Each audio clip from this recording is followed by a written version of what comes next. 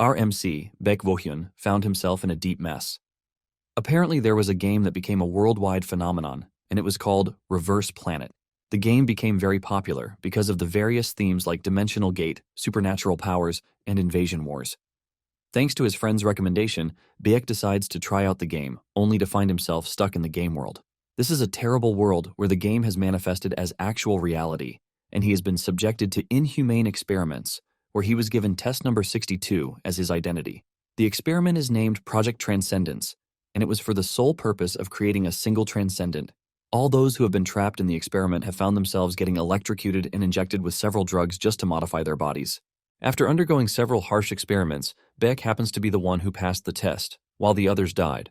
Unknown to the scientists, Baek harbors a deep grudge, and he plans to survive no matter what it takes so he can have his vengeance. Shortly afterward, Baek and a bunch of other lab rats like him manage to escape their cells. Alarms start going off, informing the guards that Baek and his comrades are trying to escape the facility. They manage to make it far until they run into a terrifying red-headed guard. The guard looks completely confident as he tells them that they have gotten to their final destination. A fierce battle soon erupts, and everything goes dark. By the time everything comes back on, Baek has defeated the guard, and he is the only one left alive. Baek is still crying about what happened when the ghosts of his dead comrades emerge from their corpses and start urging Baek to avenge them. They cry out in pain and anguish until Baek has no choice but to give in. Several years after escaping the lab, Baek is still committed to avenging his dead comrades. Baek unapologetically goes after everyone connected to the lab, but nothing he does ever seems to be enough. His comrades' ghosts continue to haunt, demanding that he avenge them, leaving Baek to wonder just how long he is supposed to continue living the way he is. Baek is venting out his frustration when the status window suddenly opens, and he is given a special mission, which is considered to be a bug fix.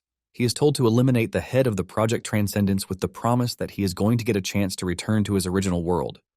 Driven by this golden chance that he just received, Baek starts pushing aggressively to get to his target, and soon afterward, he and one of his comrades, Kim Youngjun, who is test number 81, is able to track down the evil dude. With death staring the dude in the face, he demands to know why Baek is coming after him. The manager talks about how Baek has managed to reach transcendence with a human body, which ultimately makes him a superhuman.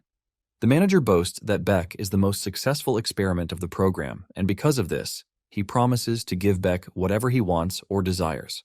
However, Baek lets the dude know that he is not interested in whatever he is offering as he prepares to end his pathetic life. Seeing just how serious Baek is, he starts screaming again, telling Baek that everything is not going to end with his death. He threatens that the League of Enterprises that he works for never forgives anyone who has crossed them. He threatens that Baek's friends and family would suffer, but Baek ignores him and cuts his throat, ultimately ending his life. Youngjun screams at Baek for killing the dude when they still have things to ask him. While Youngjun is busy screaming out his lungs, Baek is staring at the status window.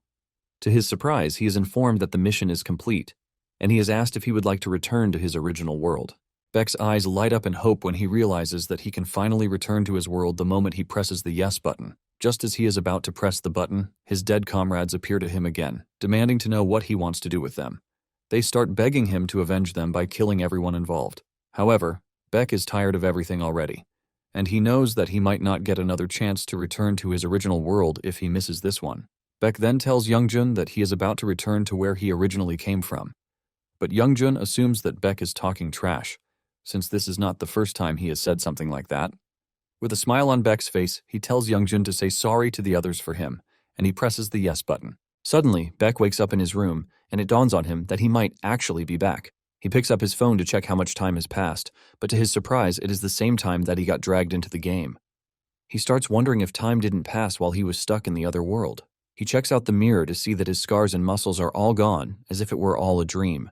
However, he can clearly remember everything that happened, which makes him convinced that it wasn't a dream. He believes that there is no way the 10 years he spent in the other world is a freaking dream. He is trying to understand what is happening when he gets a call from someone named Young Naon. He doesn't fully remember who the person is, but he knows that the name seems familiar. He answers the call, and a lady's voice yells at him from the other side, demanding to know why Baek has not been answering her texts. She also asks if Baek had forgotten about the plans they have for the night. Baek is confused, and he asks her what she means by this. Naon then replies that they are supposed to meet that night. She then promises to send him her location, urging him to show up quickly. After she hung up, it dawned on Baek that Naon was actually his closest friend, and in fact, she was the one who urged him to play the game. Beck starts to wonder if she was the one behind what happened, but he doubts this is the case because he still remembers the type of person Naon is. He decides to meet Naon so that he can confirm if she is truly involved or not. Not long after this, Beck meets with Naon, who is so excited to see him. Apparently, this is their first meeting since Beck got admitted. Naon then asks him if he is up for a drink, but he refuses because he is scared that he might just do something terrible if he gets drunk. Even Naon is surprised that Beck is rejecting a drink. She then suggests that he order food instead. While they are eating, Naon asks him if he tried out Reverse Planet because he promised that he would at least do the tutorial. Beck then reveals that he was only able to create his character and then watch the intro. Apparently it was after he did this that he got dragged into the other world. Naon is shocked when she hears that all Beck did was watch the intro, and she scolds him, saying he hasn't even played the game. This statement gets Beck pissed because he basically spent 10 years in hell because of the freaking game. Just as he is about to lose it, Naon continues talking, revealing that she was excited when Beck promised to try out the game because she was already waiting for him to become a regular on her stream. Naon remembers that Beck was a Coliseum ranker, which is another interesting game. Naon says people are going to be wild if he ever shows himself on her stream since she is just starting up. It finally dawns on Beck why Naon was egging him on to play the game. Beck then asks Naon if he promised to feature on her stream, and she replies that he only said he might appear once. When Beck returns home, he decides to check out the origin of the game, and he realizes that it was developed in Silicon Valley, San Francisco. The moment he sees this, he gets tired because there is no way he is going to America to investigate. In addition, everyone is just going to see him as a crazy person if he talks about how he was thrown into another world because of a game. At the same time, Beck knows that it would be dangerous for him if he tried to challenge them, and because of this, Beck decides that he is just going to stay back, since he has managed to escape. He decides to take a step back and just enjoy himself now that he is back in his original world. The next day, Beck then resumes at school just to try and live a normal life. Beck is in class when he suddenly feels the presence of his dead comrades holding on to him and asking him if he has really gone back to the reality he wants. Fear grips him as he turns around, but to his surprise, there is nothing there. Just as he is about to relax, he realizes that the whole class is filled with ghosts of his comrades begging for vengeance. In no time, the whole class realizes that something is off about Beck. Beck rushes out of the class to try to clear his head. Suddenly, he feels something touching him from behind. He frantically reacts thanks to his trauma, and just as he is about to carry out a kill move, he realizes that the person touching him is one of his classmates. The dude is surprised to see this, and he asks Beck what the hell is wrong with him. Beck apologizes, telling the dude that he was only startled. Later that day, Beck sits on a public bench to think about his messy life. While he is there, the ghosts keep on showing up, urging Beck to avenge them. Suddenly, Naon shows up, asking him what is wrong because he looks absolutely terrified. Beck replies that there is nothing going on, and Naon decides to back off, but she urges Beck to talk to her if he ever needs help. Beck then returns home with the realization that he brought the ghosts to reality himself, and he figures out that he is never going to be free until he has satisfied them. Since he is already going through hell in the real world too, Beck decides to go back into the other world and put an end to everything once and for all. With this, he climbs back into the game capsule and logs into the game again. By the time he opens his eyes, he finds himself in the research lab lobby, leaving him wondering why he didn't end up in the other world. He is pissed that after he made the decision to return to that other world, he was thrown into the game world. Trying to calm down, he decides to go through the tutorial first because he might just get the chance to return once he is done. He saves his character settings and then sets his combat correction to 0% since he fought in that other world without combat correction. Beck is also asked if he would like to choose his core ability, which he can obviously change at any time. When talking about abilities, the game is set up in a way that, after choosing a core ability, one can strengthen their character through elements. At the same time, the setup of a player's core power and elements is called a build. In fact, there is a wide variety of elements in the game that, even in the professional league, there were professional builders who thoroughly researched builds. Beck remembers that the reason he was able to achieve the metahuman stage is thanks to one particular ability, and this is the same ability he chose again. After he is done with this, he is surprised that he is not thrown into any gruesome room. He is then told to proceed to a certain room where he finds a robot called an Etanel. Etanel is a killing machine that was developed to stop those who awakened and went berserk during the Project Transcendence. The Etanel machine is so dangerous and effective that it has killed a bulk load of test subjects already. On his first mission, he is told to destroy the Etanel standing in front of him by using his ability. Taking a closer look at the machine, Beck wonders if it is the first version of the robot. Nonetheless, Beck doesn't want to bother himself with this because he has seen that researchers commit inhumane acts no matter where they are. With this in mind, Beck angrily goes after the Etanel, and even though it has an annoying ability, Beck is able to easily overwhelm the robot because, in the end, it is still the first version. After breaking the Etanel apart, he is informed that the test has come to an end. Meanwhile, the researchers are carrying out their usual inhumane tests. Suddenly, the alarm goes off, warning the facility of a potential intruder from the government. A voice soon echoes through the sound system, urging all the oppressed victims who are locked in the lab to force their way out. When Beck hears this, he realizes that the voice sounds familiar, and just then, he is given another quest, which is to escape the facility. Chaos immediately erupts in the facility with everything coming down, and Beck makes a run for it. While running through the corridors, he spots a wounded agent who is working for the Dimensional Management Bureau, and he immediately figures out that he is not an enemy. The wounded agent also figures out that Beck is a victim who is trying to escape. The agent then tells Beck that he can help him. With a click of a button on his phone, he opens the armory for Beck. He also hands him his walkie-talkie, telling him to communicate with this once he is outside so that the Bureau can take him. Just as he finishes saying this, he dies. Beck is ultimately pissed, but he manages to calm himself down with the idea that he is just trying to clear a level inside the game. Burning with anger, he grabs a chain sickle, ready to tear apart the Etanels. Meanwhile, there is also a professional gaming streamer who just arrived at the facility, Kang Soyol. Apparently, this is her first time in the game, and she is not impressed. However, her viewers are trashing her, telling her that she is just bad at the game. Apparently, she only agreed to play the game because a lot of her viewers requested it. Even though things don't look good for her, she still promises her viewers that she is going to dominate Reverse Planet. After going through the character settings, she concludes that she has to pick an overpowered ability, which will help her dominate the game. After she is done picking her supposed core ability, she sets her combat correction to 50%. Basically, this is an assistance system that helps the player with stance, movement, and ability usage in combat. The higher the percentage, the more assistance the player will receive. However, her viewers start demanding that she finish the tutorial level with the combat correction set to 0. Soyol thinks over it for a minute, wondering if it is possible for her to clear the tutorial without any combat corrections. According to the research she did, she remembers that no one has ever set their combat correction to 0. Even though she is already familiar with indie games, Soyol doesn't think she still has a chance at clearing the level with her combat correction set to 0. She is about to make up her mind when a viewer gives her a quest to clear the tutorial level with 0 combat correction. The viewer makes it good by promising her 500,000 won if she can. The money immediately changes her stance, and she starts talking about how real streamers try at least once. Her viewers cannot believe just how fast she changed her mind after seeing the amount of money that was offered. They start calling her a money grubber, but Soyol doesn't mind because she just got the bag. Moments later, Soyol realizes that the game is not as easy as she thought. She gets killed by an Etanel that ambushed her in just 2 minutes into the game. Some of her viewers sympathize with her, telling her that she tried by lasting 2 minutes because even pros find it difficult. Basically, most of the viewers believe that the quest wasn't created for people to defeat the Etanel, which is why they believe that there is no way someone would clear the tutorial level with no combat correction. Soyol then figures out that it is time to escape the facility since she is done with the Etanel mission. Just then, the system informs her that an automatic party matching has started. Basically, parties consist of 4 people, and the moment Soyol sees this, she is excited that she can get the chance to clear the level with her party members. However, her viewers are not impressed with the fact that Soyol is trying to get help to clear the level.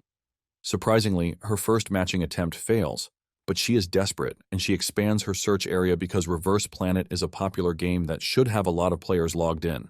One of her viewers then tells her that the matching will not work because the system will only match her with people with the same combat correction percentage as her.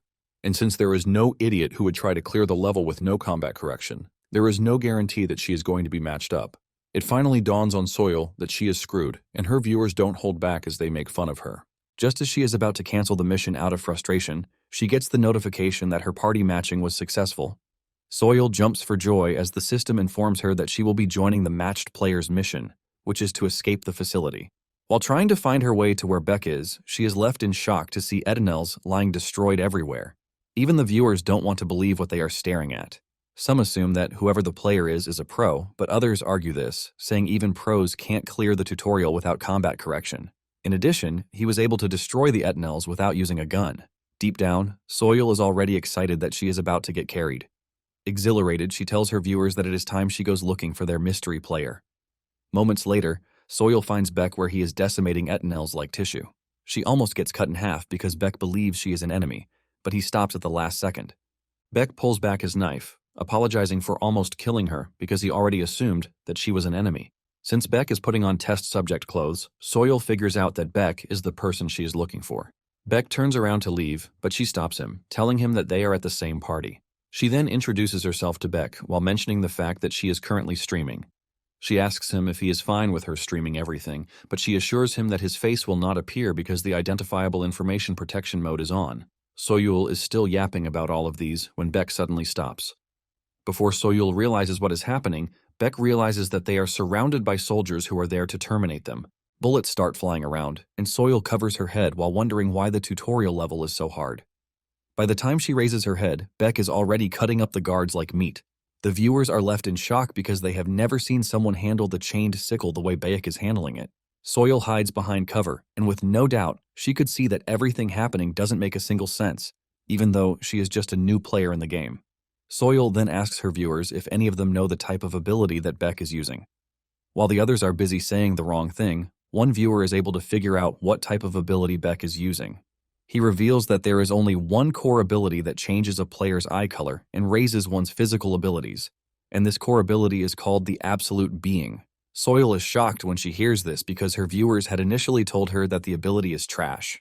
Her viewers confirm this, telling Soyol that they are also confused about what is happening. When talking about Absolute Being, it is one of the key pillars of Reverse Planet's countless features. This ability greatly increases physical stats and skill resistance, but it prevents the player from using abilities themselves. Because of the penalties attached to it, the players believe that it is a useless skill. Soyol is left in confusion because she finds it odd that she is not able to use abilities in a game where abilities are key. At the same time, her viewers keep discussing just how trash the skill is. One of them then mentions that the physical buff from the skill might be useful in a fight without stat corrections, and Soyol passively agrees with this. She believes that Beck gave up all of his abilities so he can go all in on physical stats. However, the main issue is that Beck is supposed to be in level 1, which is why his insane movements are a mystery. Moments later, Beck is done clearing out the lobby that was once full of armed guards. However, the ghosts haunting him let him know that they are not even satisfied yet, and they want him to go all out. They let him know that they still want even more brutal revenge from him. Beck is distracted by this, which is why he didn't notice that there is still one more guard left. Just as the guard is about to take the shot, Soyol comes to the rescue. She jumps in and fires a couple of shots to push the guard back into hiding, ultimately saving Beck's life. The guard assumes that they are safe already, but before they know it, Soyol slides over like a proper action figure to take them out with a point-blank shot to the head. The guard crashes to the ground, and Soyol plays it cool by blowing out the smoke on her gun barrel, as if she is the one who did all the work. Some of her viewers waste no time trashing her as they call her a kill stealer for taking the last kill from Beck. Soyol smiles at Beck, asking if she at least helped out. Her face and reaction remind Beck of a younger lady, possibly his sister, but this image gets flooded again thanks to the ghosts haunting him. Seeing that Soyol is trying to guilt-trip herself, Beck lets her know that she actually helped out. Soyol's viewers are impressed when they see this because they believe that Beck is a nice dude who didn't care that Soyol stole his kill. Soyol is happy to hear that Beck is cool with what happened, and she asks him if she is free to continue with him for the rest of the mission. Just as expected, Beck assures her that she is free to. As they continue down the lab hall, Beck finally introduces himself to Soyol to stop her from calling him hard carry. Soyol is left wondering if Beck gave his real name. Soyol then asks Beck if he chose Absolute Being as his first core ability, and Beck reveals that he did. This leaves the viewers in shock, and while some are already debating whether to start using the ability, some believe that there is no ordinary person who can do what Beck is doing. Soyol then asks Beck if he plays any other games, because his reaction time to dodging bullets is incredible. Beck is about to answer when he suddenly keeps quiet, and Soyol asks him what the problem is. Beck then replies that there are 2 Etanels about 20 meters ahead.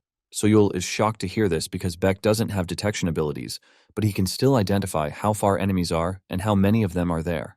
Beck then tells Soyol that they should keep moving, assuring her that she has nothing to worry about. Surprisingly, they run into the Etanels, and Soyol cannot believe that Beck was actually right.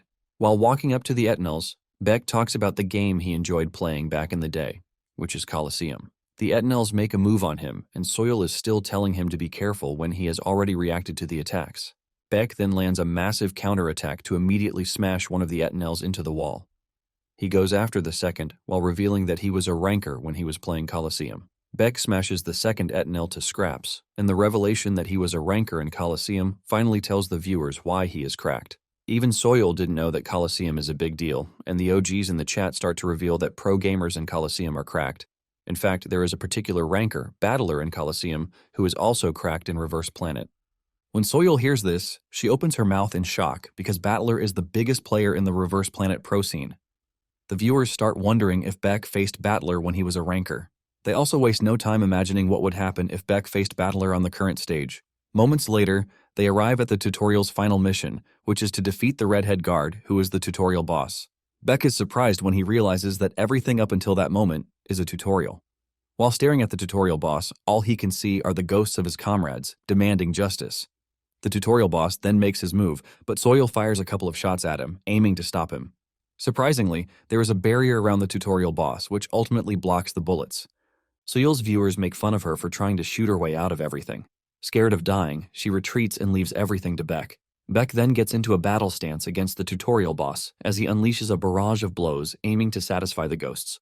With a single powerful punch, Beck sends the boss flying into a wall, thus destroying his barrier. In anger, the tutorial boss activates a powerful skill with the goal of taking out Beck with just one punch. The viewers believe that Beck is going to suffer a great deal if he allows the blow to hit. Beck manages to dodge the first strike, but the boss transforms his arm into a spike, aiming to impale Beck. Beck dodges this again, but the wall suffers the damage instead. At this point, the viewers are left in awe because none of them have been able to dodge all of the boss's hits, even with combat correction turned on. Just then, Beck manages to land a left hook on the tutorial boss to send him to his knees. Once the boss is incapacitated, the ghosts appear again, urging Beck to tear the boss to shreds and kill him. With fear written all over his face, the tutorial boss starts asking how it is possible for a test subject to be that powerful. Beck then replies that it is all thanks to him. With this, Beck crushes the tutorial boss and he gets the notification that he has defeated the lab security chief. Soyol, who is watching from behind, can only open her mouth in awe. Even the viewers don't want to believe what they just witnessed. Soyol then suggests that they leave, since they are done, and Beck agrees. The moment they step outside the lab, the two get the notification that they have finished the tutorial mission. Beck is awarded 1 skill point as a reward for clearing the mission. Soyol then asks Beck if he is going to continue with the quest that day, but he says no. Soyol then urges Beck to wait a bit because she has something for him. Before revealing what it is, she decides to end the stream. And even though the viewers don't want the fun stream to end, they have no choice.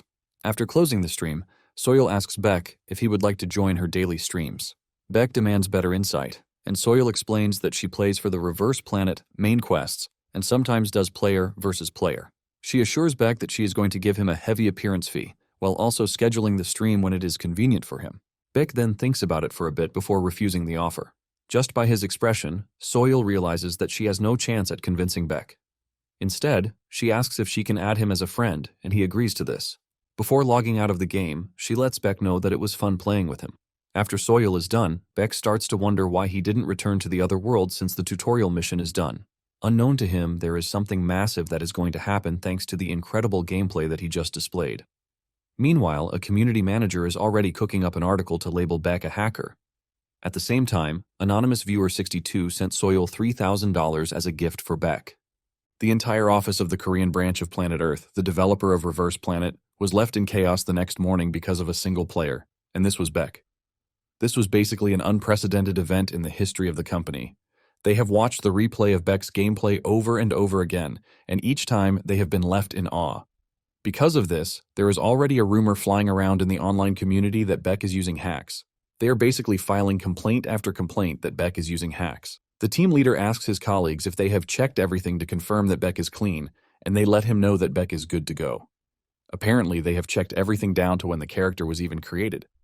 With everything that they have seen, there's been no evidence that there was tampering or external program usage. They mention that they have seen some hackers over the years who can walk through walls or move like a transparent ghost, but Beck's movement has completely left them racking their brains like freaking idiots. They start concluding that what they saw was completely impossible because even hacks cannot give the kind of precision that Beck had. During the discussion, one of them mentions that it might be a new hack that they have not heard of in the past. Since they are confused about what is going on, the team leader suggests that they have a proper verification. Later on, Beck meets with Naon, and this is when he learns that the online community has been left in chaos because of him. In fact, people have started a no-modification challenge, but none have been successful in doing what Beck did. Naon reveals that she was also shocked when she saw the video. Beck then asks her how she was able to recognize him because he was wearing a mask to protect his identity. Naon reminds him that he mentioned his name, and she also recognized his fighting pattern. Naon admits that Beck's movement was insane, and for those who don't know him, they are definitely going to believe that he is hacking. Beck replies that he finally understands why he was contacted. Naon immediately becomes curious, asking Beck who contacted him. She freaks out when she hears that Planet Earth was the one who contacted him because they wanted to carry out a proper investigation to figure out if he is hacking or not. Beck reveals that he actually got the message via Soyol. Naon lets Beck know that the company intervening in the situation themselves means it is going to gather a lot of attention. She then asks Beck if he has any plans to submit himself for investigation. Beck then replies that he is going to do it. This is because he knows that this might be his only chance to get on the inside and find out what exactly is going on. Naon commends his decision, telling him that it is better he clears the air rather than having the title hacker slapped on him everywhere he goes. Beck replies that he doesn't really care about that, but he is still going to do it anyway. In addition, he doesn't think people are going to recognize him, since he didn't show his face throughout the stream. Naon then lets him know that even with the fact that he has a different appearance, his fighting style remains unique. She adds that pros don't even fight without abilities the way Beck does. She mentions that pros usually have their identities leaked out because of their fighting style. Beck is surprised to hear just how obsessive people are. Naon then tells Beck that it is a good thing that he is going ahead with the investigation, because Soyol would have been the one to get roasted for it.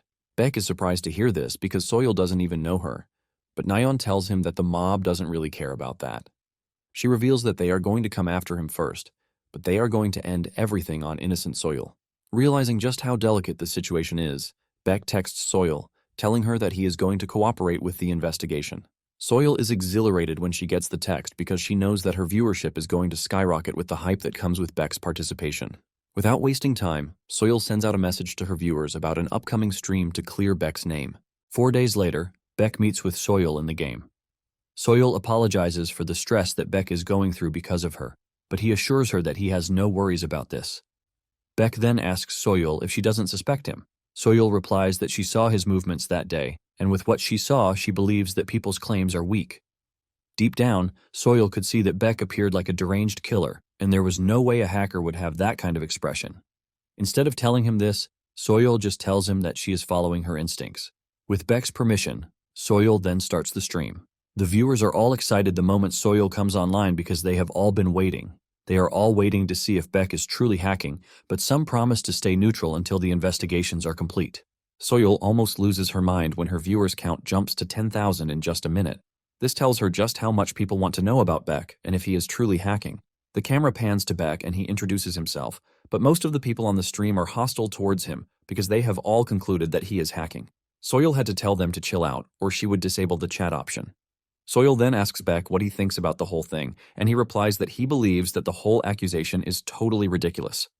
Saying this only makes some of the viewers go crazy more, as they believe that he is pretending. Soyol then reveals that they have invited a special guest for the verification, and just then, the said person shows up.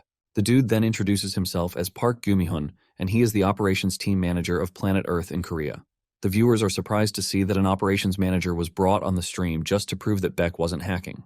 On the other hand, Beck is already thinking of questioning the dude after the whole verification process because he believes that he knows something. At the same time, Park is totally interested in what would come out of the verification process. After they are done with greetings, Park tells them to follow him to the verification area. Park then leads them to a private training room, which players use to practice abilities or combat. Park mentions that they are going to conduct multiple combat tests to check for external program assistance. Before they start, Park asks Beck if he consents to the test, and Beck says yes. With Beck's approval, Park unveils a new type of bot, which is a mid-tier bot.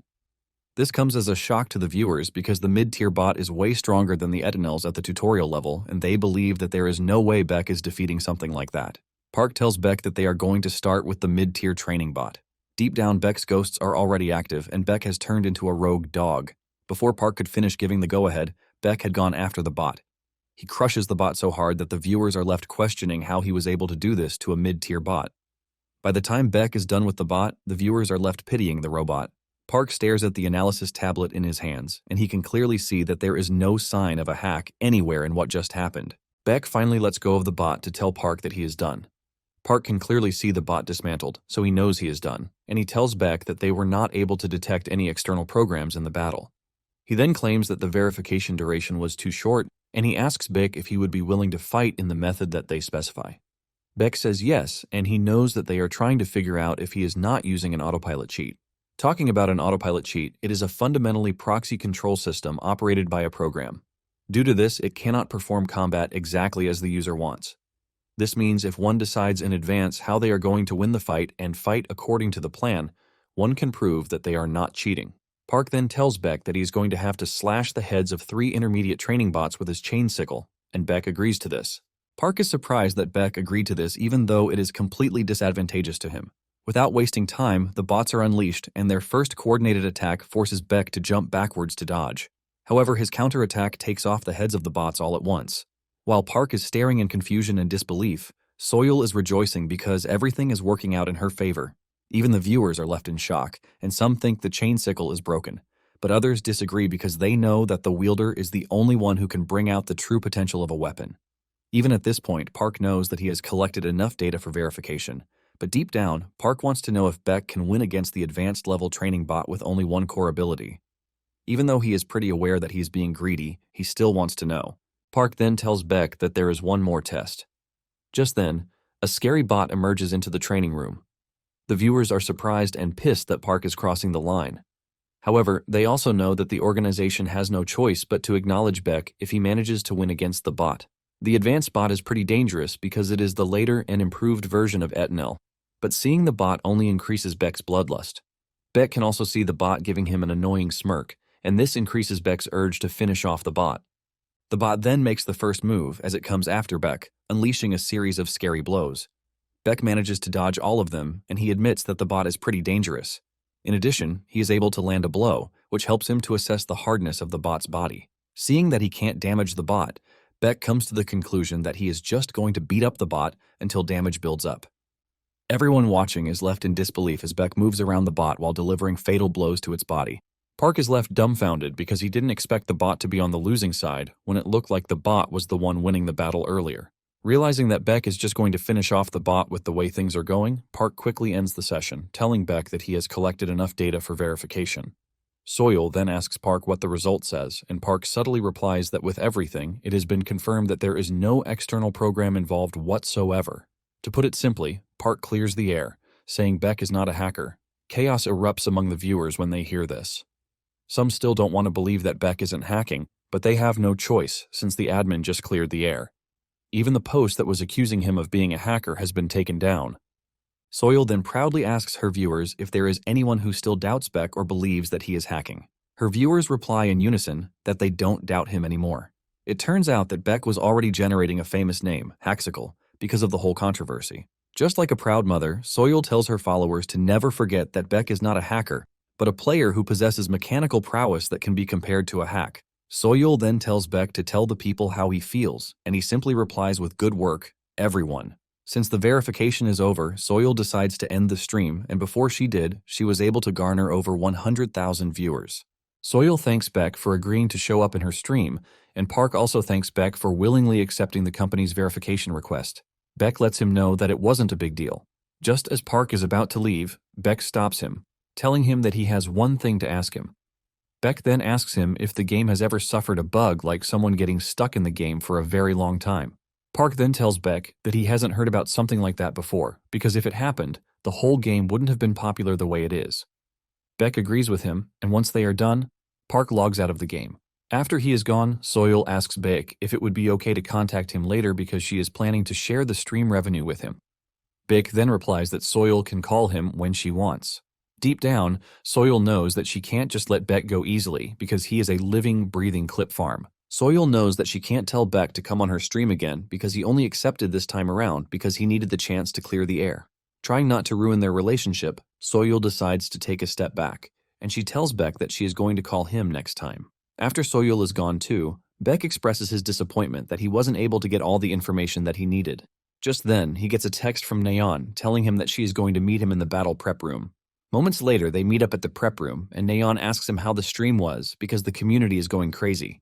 Beck replies that the lifestyle doesn't suit him because he would have to keep an eye on what the viewers are saying while he is playing the game. Naon immediately uses this as her opportunity to sneak in her plan. She asks Beck if he would prefer to play the game and not care about the viewers. She promises to set everything up, and she urges Beck to make his decision after he tries it. Deep down, Beck is not even interested in anything streaming, but he doesn't tell Naon yet. Naon then suggests that they engage in some player versus player action. This is a game mode where players compete against each other, and it is one of the two biggest game modes in Reverse Planet, along with the player versus environment mode. Beck is surprised to hear this, and he asks Naon if this is why she called him to the prep room. Naon affirms this, saying there is no way Beck leaves without playing Reverse Planet with her. Beck replies that he generally doesn't like the game, but Naon urges him not to judge just after playing the tutorial. She assures him that PvP is the core content of Reverse Planet. Beck remembers that the story mode, PvE, is similar to the other world, but everything in the PvP seems new. Realizing that there might be something different other than story mode, Beck agrees. Naon is happy to hear this, and she offers to explain the game mode to him. The first type is Showdown, where a player has a showdown against matched opponents. There are two modes in this, the 1 versus 1 and the 2 versus 2. In the end, the first to 3 wins the match. There is also Warfare, and this one allows the player to choose a game mode and fight in a team of 5. Naon then mentions that the mode that they are going to play is the Battle Royale.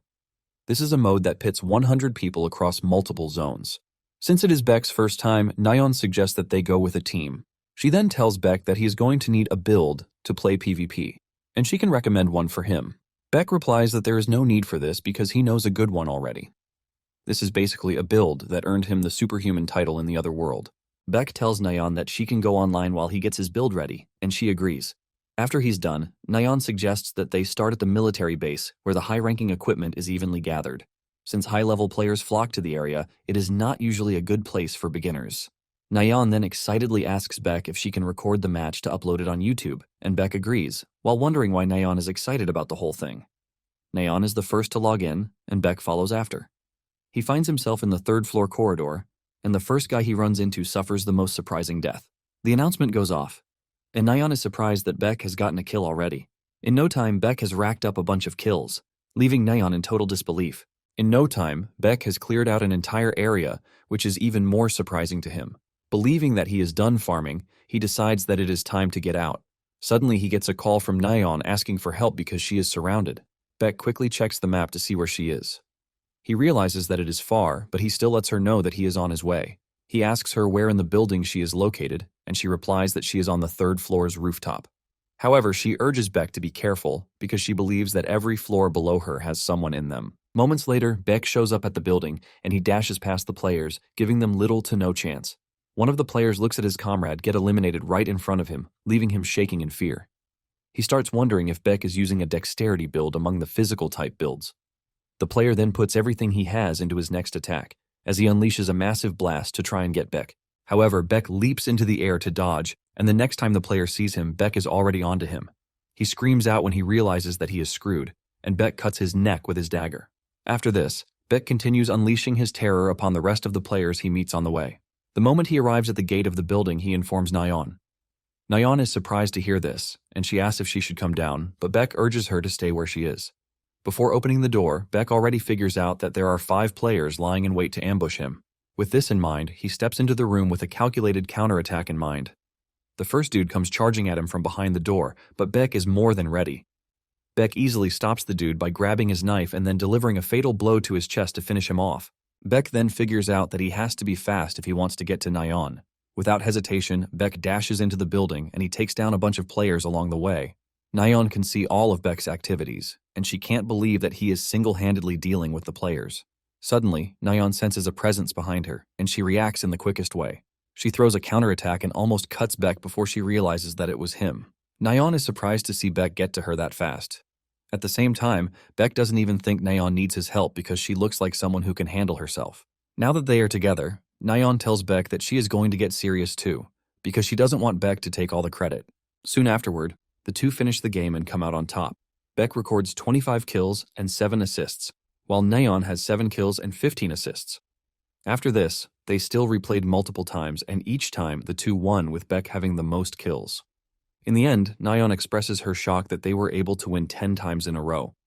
She suggests that they end their game for the day because she is tired already, and Beck agrees. Deep down, Naon is already looking for ways to get Beck on her stream because he is a crazy killing machine. Naon then asks Beck if he can wait for 2 days without doing his main missions because she will bring him an official by then. Beck then replies that he is really not interested. In addition, he doesn't even care about the main mission. Naon is a stubborn one, and she urges Beck to listen to her because she is going to bring an offer that he can't resist. With this, Naon logs out of the game and Beck expresses his disappointment that he wasn't able to get any clue from the PvP mode either. That night, Soyol is seen rolling on her bed because of how successful her stream was. She is so excited that she starts thinking of doing more streams with Beck. However, the problem is that Beck has already refused her offer. Soyol then decides that it is time to get Beck's share. She then calculates how much they made, and she almost loses her mind when she sees the crazy amount. The next day, Naon calls Beck to another meeting. Naon shows Beck a PowerPoint that she prepared all through the night in an attempt to persuade Beck to change his mind. She designed the cover like a cat, and Beck cannot believe that this is what Naon spent the entire night doing. Naon then uses Beck's words against him. Since he said he didn't want to bother himself with what the chat is saying, Naon suggests that they make it a reality show. Beck is confused by this, and Naon explains that it is a format where multiple cast members gather in the studio to watch the recorded footage of other cast members. Naon tells Beck that he will be the one to play the game, while she handles communication. She assures Beck that he is free to bring in some professional casters if she believes that only she is not enough. Naon mentions that the profit will be in a 6-to-4 ratio, which she considers a pretty good deal. Even with all of her explanations, Beck maintains his stance that he is not interested. However, Naon is not ready to give up as she tries telling Beck the amount of money that can be gained from streaming. She then asks him if he has gotten his share from Soyol. This is when it finally dawns on Beck that he got an email from Soyol that morning, but he hasn't checked it because Naon called him. Beck decides to open the mail in Naon's presence, and when they check it, Naon almost passes out when she realizes that Beck's first share is 6 million won. Also in the message, Soyol tells Beck that she received a funny donation message and she shared it with Beck. While Naon is freaking out about the money, Beck is wondering what the message is. Beck then opens the message, and this is when his reaction changes. It turns out that an anonymous viewer 62 has been donating money with a message attached to it. The first one is to tell Beck that it is good to see him again. The second message is asking Beck how he feels coming back to reality. He also adds that he has a special mission for him, and the fact that he would like to see him whenever he is streaming. This is when it dawns on Beck that the person he is searching for knows that he is back. In addition, the username 62 is pointing to the fact that he knows who he is. Beck couldn't contain his reaction as he jumped off the chair, wondering who the person was. Beck immediately asks Naon if there is a way he can find out about the donor's information. Naon is surprised that Beck is interested in this, but she lets him know that he probably might not find out who it is because of privacy laws. Naon adds that Beck wouldn't even be able to send a message to the person unless he communicates with them during the stream. Without hesitation, Beck tells Naon that he wants to start streaming.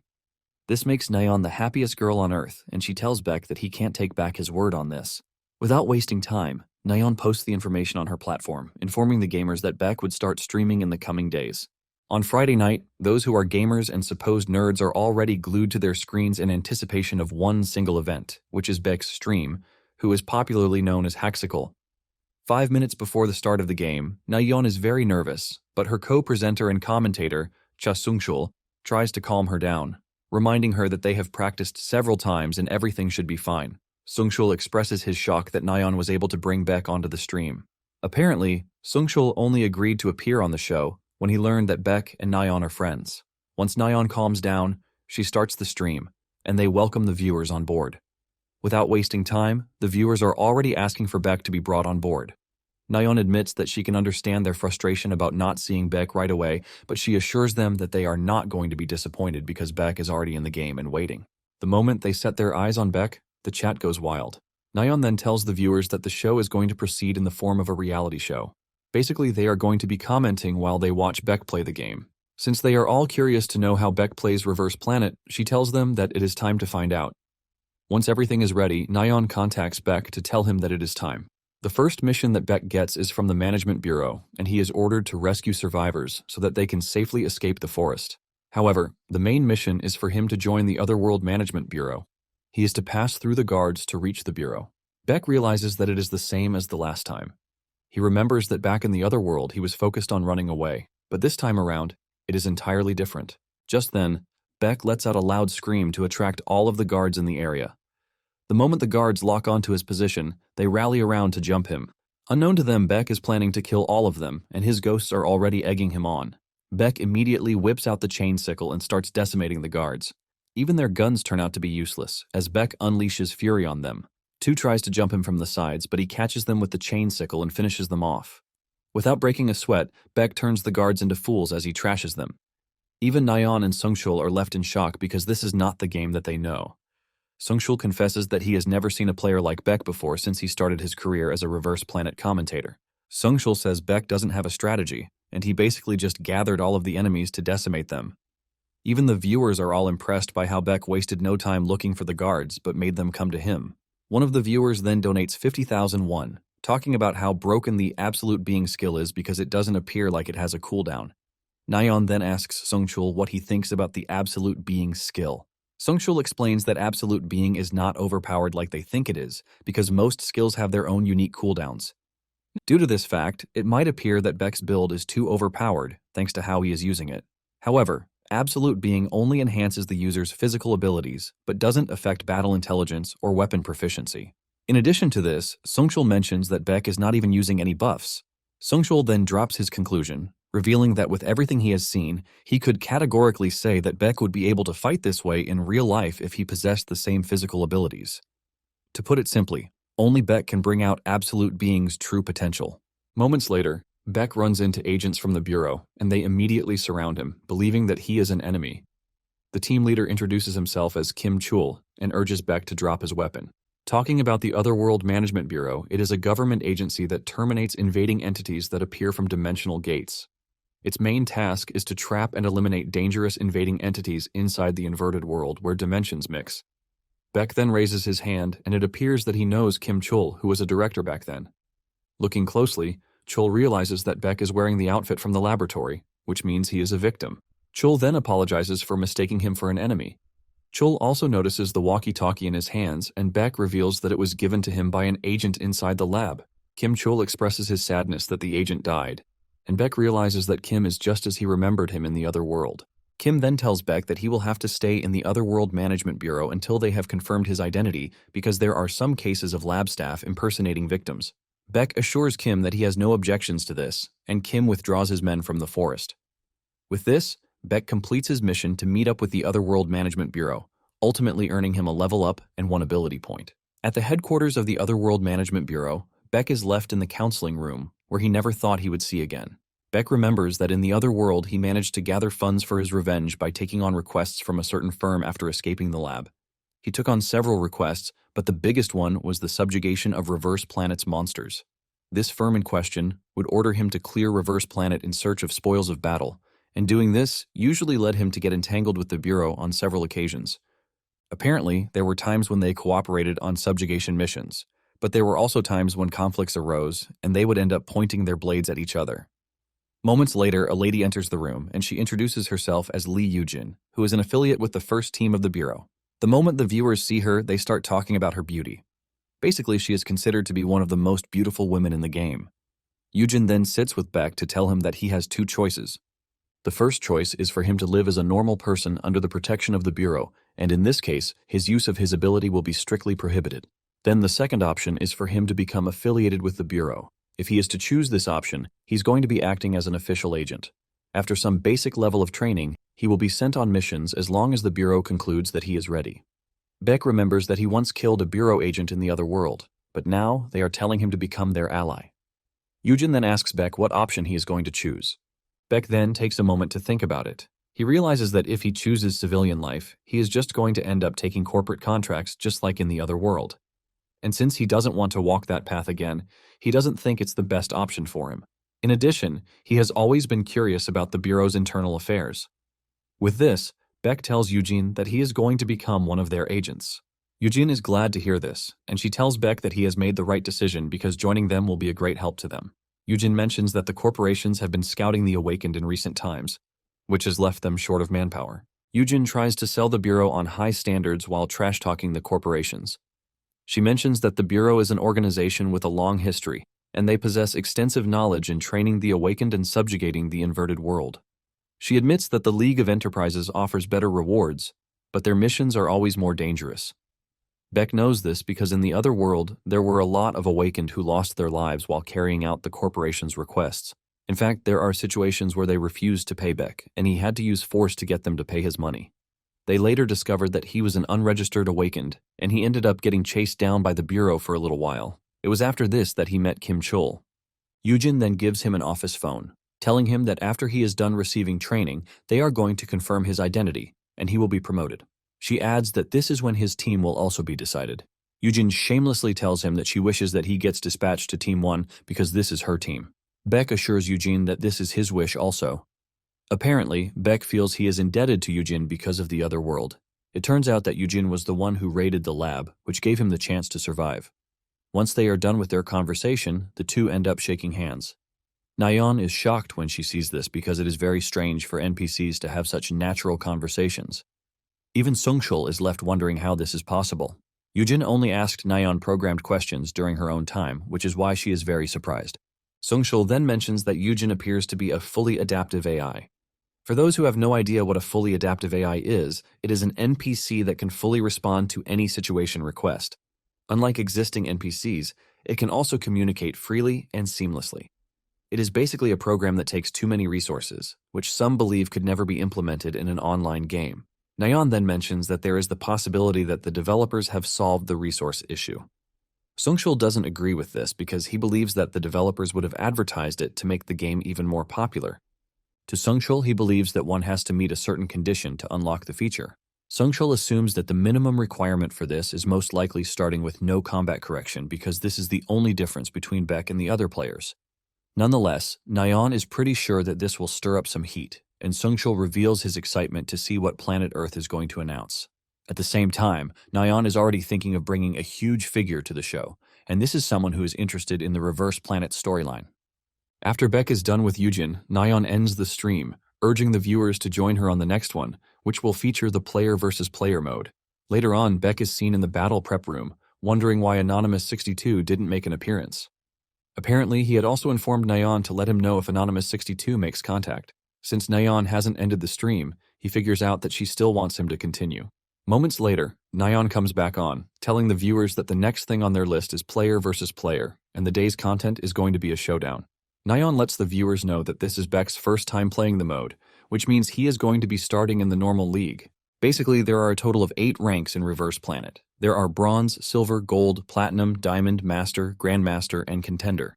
To get the Bronze rank, one has to win 10 times in the normal league. With previous stats, it takes a professional player about 30 minutes and an average player about 2 hours to clear this. Suddenly, someone drops a quest for Beck, telling him to hit Bronze in 30 minutes for a completion reward of 500,000 won. Naon quickly contacts Beck to tell him this, and he replies with a hand sign, telling Naon that he is on board.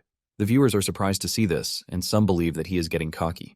With this, everyone is eager to see if Beck will be able to complete the mission. Moments later, Beck gets a match for the first match, and to everyone's surprise, he is using a weapon that he hasn't used before, which is 2 swords. When his opponent sees this, he believes that he has a chance as long as he doesn't get close to Beck. Just as the match begins, the opponent tries to unleash his attack, but Beck vertically cuts him in half before he can move. In no time, Beck moves to the next round, and the moment this player sees Beck, he can immediately figure out that he is overpowered. Without hesitation, he pulls out of the match, giving Beck his second win. Beck then proceeds to the next match, and just like before, he defeats the dude pretty easily. Before they realize it, Beck has won 10 games in a row in just 20 minutes. Naon and Sungshul are left wondering what they just witnessed. They can't believe that Beck became Bronze rank in just 20 minutes. The chat also goes wild, talking about how Beck has managed to break all the pro records, and they immediately crown Beck the GOAT.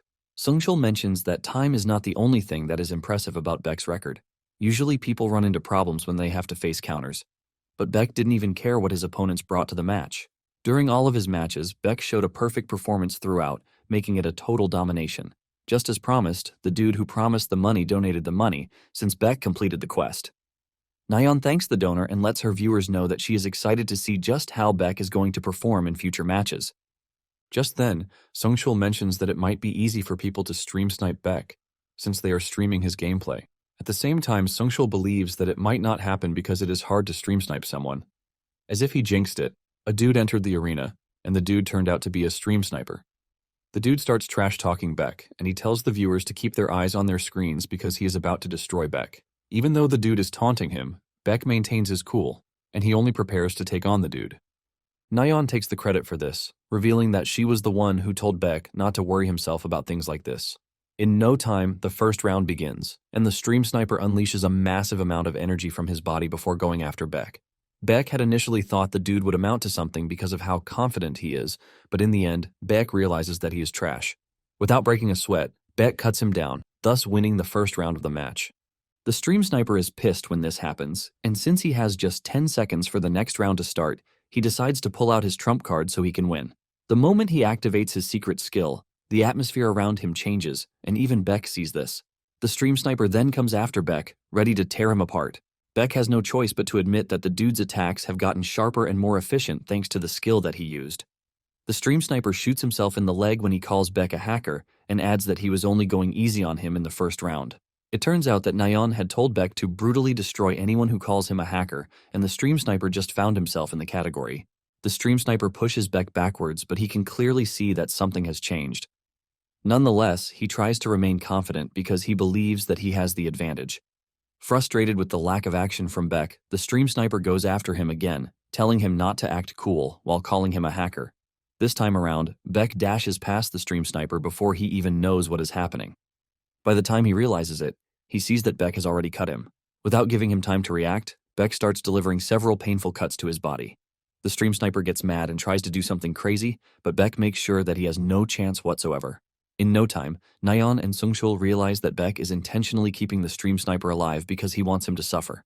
Sungshul teases Naon, telling her that Beck is simply following her suggestions. Even the viewers start commending Naon, calling her a fearsome woman for creating a monster. Soon afterward, the stream sniper finds himself on his ass, asking Beck what kind of monster he is. Beck then throws his words back at him before delivering the final blow to win the match. After defeating the stream sniper, Beck continues the rest of his matches with great momentum. In fact, Beck was so awesome that he won 30 matches in a row, and in no time, he made it to the gold rank. Sungchul expresses his shock that Beck was able to get a 30-game win streak on his first stream. The viewers are left in awe as some of them start asking Beck to share his build. When Naon sees this, she realizes that Beck might be hesitant to share it since it is personal to most people. Nonetheless, she decides that she is going to ask Beck. Naon then asks Beck if he is fine with showing the viewers his build, and Beck tells her that he has no issues with it. Naon excitedly tells her viewers that Beck has agreed to show his build. She then promises to post it on the forum after the stream. The viewers are shocked to see that Beck actually shared his build because it is considered sensitive info, and this shows just how confident Beck is. Once they are done with this, Sungshul and Naon bow to the viewers to say goodbye to them. After closing the stream, Sungshul excitedly talks about how the stream was fun. There was no dull moment on the stream from start to finish. Naon starts wondering if Beck is going to beat the world record with his current momentum. She asks what the current record is, and Sungshul reveals that the current win streak and record is 76 in Showdown, and it is held by Battler. Naon expresses her wish for Beck to be able to beat the record, and since Beck is such an amazing gamer, she believes that he can. Sungshul agrees with Naon, and he mentions that there is every possibility that Battler has been watching Beck's stream because Battler is a competitive player. Just as predicted, Battler has been watching, and he has also been monitoring everything going on in the community. He can see how much they are glazing Beck. One of the comments then catches his attention, and this is someone saying Battler doesn't stand a chance against Beck. Battler laughs at this comment because he considers himself at the top of his game. Some days later, in the second stream, Beck logs into the game, wondering why Anonymous Viewer 62 didn't appear in the last stream. He asks him if there is something that he needs to do to get his attention. Moments later, Yujin shows up on the scene. She asks Beck if he is nervous because it is his first practical mission, but Beck assures her that he is fine. Meanwhile, Beck knows that something is off because the moment he logged into the game, he was given the mission. He is told that his first practical mission has been assigned, and Yujin urges him to change into his battle outfit while telling him the meeting location. Even though it is suspicious, Beck doesn't mind, since he thinks it is a good thing that he gets to skip the training phase. Beck then asks Yujin what the mission is all about. Yujin reveals that Beck has been tasked with eliminating invading entities and also closing the infiltration space. Yujin leads Beck to a building that was previously owned by the League of Enterprises. Yujin mentions that they don't really mess with the League because they can sometimes be helpful. Nonetheless, the corporations waste no time throwing things away once they figure out that it serves no purpose for them. It turns out Beck is going after insect-type invading monsters, and they are basically weak. However, they are annoying to deal with, because they always move in large numbers. Once Yujin shows her identity to the guards outside, they are given entrance into the building. Upon entering, Beck expresses his shock that a portal appeared in a factory. Suddenly it dawns on him that he has seen the environment in the other world too.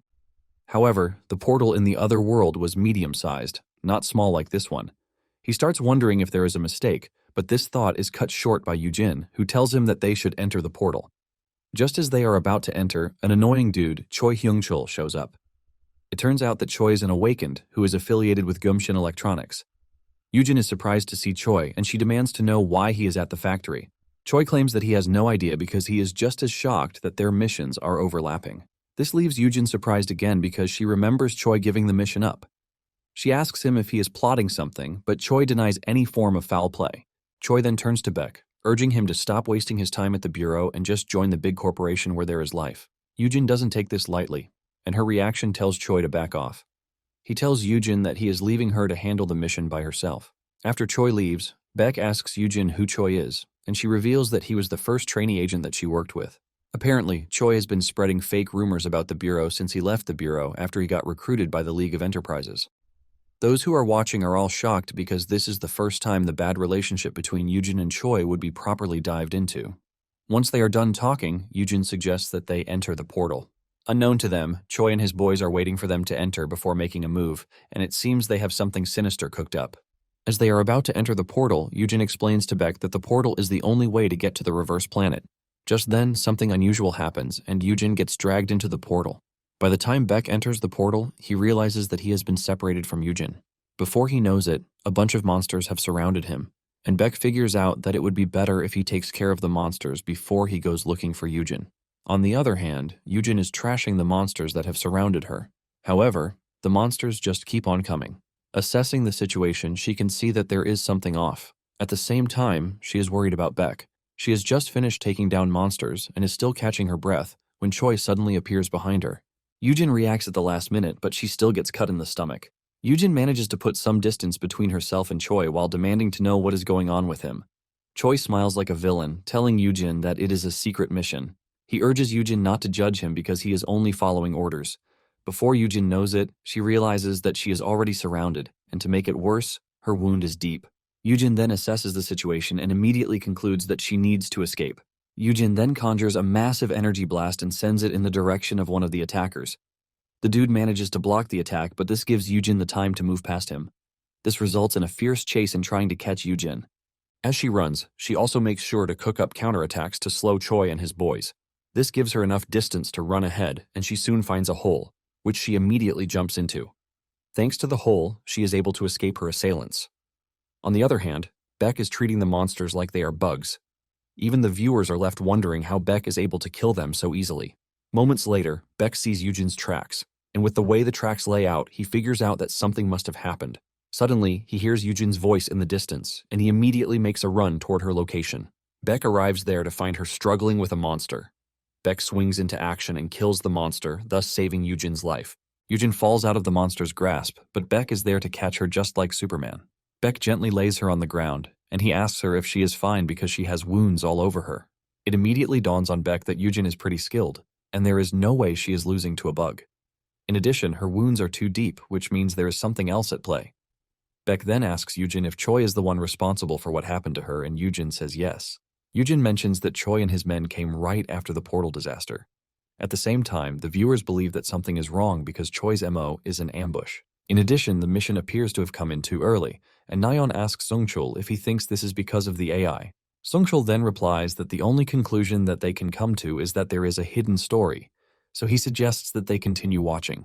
Back in the game, Yujin tells Beck that she managed to lose Choi and his team, but they might just come back anytime. In addition, she is scared that she might give off their location if she uses her skill. Believing that she is a burden, she urges Beck to get out first, but Beck tells her to hide while he goes to take care of the traitors. Yujin disagrees with this, telling Beck that Choi is a veteran awakened, so he won't be able to deal with them on his own. Beck then replies that he will be fine because he has a plan. Moments later, Choi and his boys are cooking up a plan to track Yujin down when Choi senses a presence behind him. Choi immediately brandishes his weapon, ready to take down whoever it is. However, Beck screams out like a baby, telling him to wait. Choi then pulls back when he realizes that Beck is Yujin's junior. Beck then puts on a good act, telling Choi that he got separated from Yujin after using the portal. The viewers are impressed when they see Beck's crazy acting skills, and they know Choi is done for. Choi then moves closer to Beck to pat him on the shoulder while trying to get him to lower his guard. Once he is close enough to unleash his weapon, Choi makes his move, but before he can land his attack, Beck's dagger ends up in his chest. Beck's movement was so fast that Choi's heart was already punctured before he figured out what was happening. It isn't until Choi staggers backwards in pain that his other two comrades finally realize that Beck has done something crazy to him. Beck wastes no time retreating into the bushes, and one of them goes after him, while the other stays back to provide first aid for Choi. The dude chasing Beck soon gets lost with no idea where Beck is. Unknown to him, Beck is staring at him from a treetop, and before he knows it, Beck has landed behind him. He doesn't even get the chance to react before Beck turns his neck into a funnel. Back at the original location, the last guy on the team is trying everything in his power to get Choi back up. Just when it appears that he is making progress, Beck's dagger comes flying out of nowhere, and it impales Choi right on the spot again, ultimately killing him. The last guy frantically stands up, demanding to know where his comrade who chased Beck is. He soon gets his answer when Beck shows him his comrade's sword, which only means one thing, and this is the fact that his comrade is resting 6 feet under. Annoyed, the dude unleashes his power and conjures stone spikes at Beck. However, Beck dodges his attacks. The dude then comes up with another attack, Earth Wave, shaking up everything in its path. Beck makes a run for it, and he easily kicks down a tree to use it as a shield. When the bad guy sees this, he has no choice but to admit that Beck is a monster. The dude then unleashes another deadly attack. Beck manages to dodge the first 2 strikes, but he fails to dodge everything, and he gets cut under his arm. Seeing just how dangerous the dude is, Beck goes on the offensive and he dashes toward the bad guy. Desperate to keep Beck away, the dude starts unleashing a ton of barriers to keep him away. However, Beck cuts everything down as he closes in on the dude. Before he knows it, Beck reaches him and slices his neck in an X shape. The last thing the dude says before dying is the word impossible because he can't understand how Beck was able to easily take him down. Everyone watching, including Naon, is left questioning their life existences because Beck literally just eliminated 3 hunting dogs. At the same time, some viewers complain about the quest's difficulty because Beck shouldn't be facing hunting dogs on his first mission. On the other hand, Beck is disappointed that he got injured while taking on the hunting dogs. With this, he concludes that there is still a lot that he needs to improve on because he is pretty weak compared to the other world. Beck then walks over to Choi's corpse to search it. On Choi's phone, he realizes that he was given a mission to capture or kill Yujin. He continues searching, but in the end, the message is all he can see. Beck then concludes that the Bureau will be the one to finish up the investigation. As a reward, Beck gets the Dagger of Sharp Return. For its first effect, the blade's cutting power increases slightly. And for the second effect, when the blade is thrown, it returns to the hand that threw it at the moment the user wishes. Beck also got the Bracelet of the Winner, and the first effect increases the wearer's ability power. The second power reduces the cooldown of the ability, but this only applies in player versus environment mode. Lastly, there is the Hermit's Necklace, and for the first effect, it can use shadow storage. The second effect can always put equipment items in the storage at any time, and this also applies only in PvE mode. Beck is impressed that he can already see the item's effects because in the other world, it was through multiple trials and runs. Beck then stores the items and realizes that he has to clear out the inverted world before Yujin's injuries get even worse. Meanwhile, Yujin found herself in front of a giant, scary monster called the Emperor Scorpion. Instead of getting scared, Yujin is thankful that the scorpion showed up at her place because she believes Beck would have died if he encountered the monster. Yujin then concludes that she has to take care of the monster on her own, and she cooks up a seemingly powerful attack. Before she even lands her attack, the scorpion crashes in front of her, shocking her.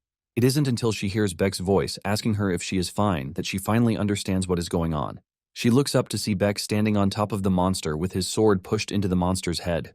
The chat goes wild as they commend Beck for saving Yujin on time. In addition, the viewers are impressed that Yujin stood up to an Emperor Scorpion even in her bad state. Just then, everything starts coming down, and it dawns on Yujin that Beck actually killed Choi and his men, and then cleared the inverted world. Beck then tells Yujin to hop on his back so that they can quickly exit before things get worse. Sungshul mentions that the two have to escape before they are swept away with the collapsing world.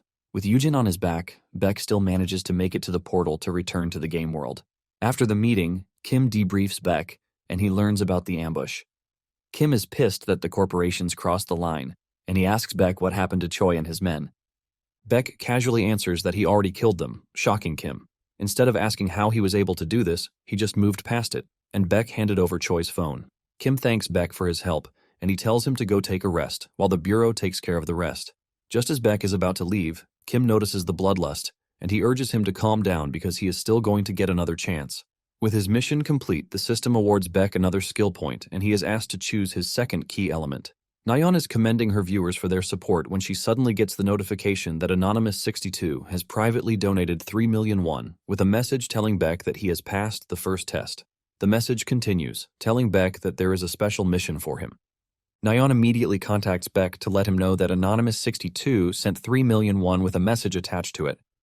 In the message, Anonymous62 tells Beck that he has a special mission for him, but he has to finish his stream first. Beck thanks Naon for her help and suggests that they continue the stream. Sungchul then asks Naon why she appears distracted, but Naon replies that it is nothing. She is surprised that Sungchul can't see the message and donation, but she figures out that he can't since it's an anonymous donation.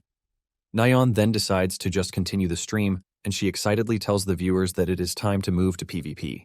And for the day's PvP, they choose Warfare. It is a team game of 5 versus 5, and the first to get 2 wins will win the match. The viewers are not really on board with Warfare because they believe it is boring. Naon is not surprised that the viewers are opposing this, but she is pretty sure that they are all going to change their minds once they watch the match. Moments later, Beck finds a match in the PvP battle mode with the escort theme. He meets up with his teammates and they have been designated for attack. Apparently the attack team has to push the payload to the destination, while the defense team tries to stop them. Naon expresses her excitement about the whole thing because she wants to see how Beck is going to perform in the new game mode. Just then, the first round starts, and surprisingly, Beck backs off from the payload. This shocks Sungchul, and Naon mentions that he is probably going for the flanking play. Sungchul replies that people generally stay close to the payload, but it is not a bad choice if one has the skills to back up their tactics. Nonetheless, Sungchul believes that it is not easy to stop 5 people solo. Momentarily, Beck makes his move, and he dashes toward the defense team, shocking the viewers. Before the defense team even knows what is happening, Beck has descended upon them. The first dude gets taken down with a dagger, immediately sending a wave of panic among the others. Before they can react, Beck has taken down the second dude. In no time, Beck finishes off the rest of the defense team, single-handedly winning the match for his teammates. When his teammates see this, they are all shocked because it all happened so fast. Some viewers believe that his teammates should be angry because they didn't get to do anything, while some believe that they should be glad that they got carried. Even Naon is surprised at just how impressive everything turns out to be. Sungchul mentions that Beck was faster than usual, and he believes that he has somewhere to be, or something to do. After this, Beck plays 3 other modes, which are Deathmatch, Control, and Flashpoint. Throughout the 3 modes, no one had what it took to actually stop him. He blitzed past everyone, rendering them totally useless. After he is done, Anonymous62 donates another 3 million won again, telling him what his special mission is. Apparently, he is to open a new system in the game by progressing in the game.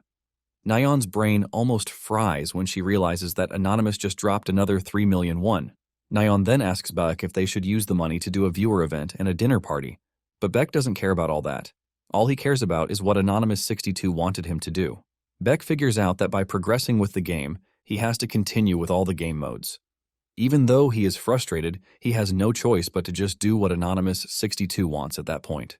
Some days later, which is the 3rd day of the stream, Beck reports to the training facility of the Bureau. He had gotten a message from Yujin telling him to show up because she wants to introduce him to his new trainer, since she is currently unavailable thanks to her injuries. When the viewers hear this, they start debating who the substitute is going to be. Some believe that it might be Kim Chul, but others disagree because they know that Kim Chul is currently busy. Just then, Yujin shows up and she offers her greetings.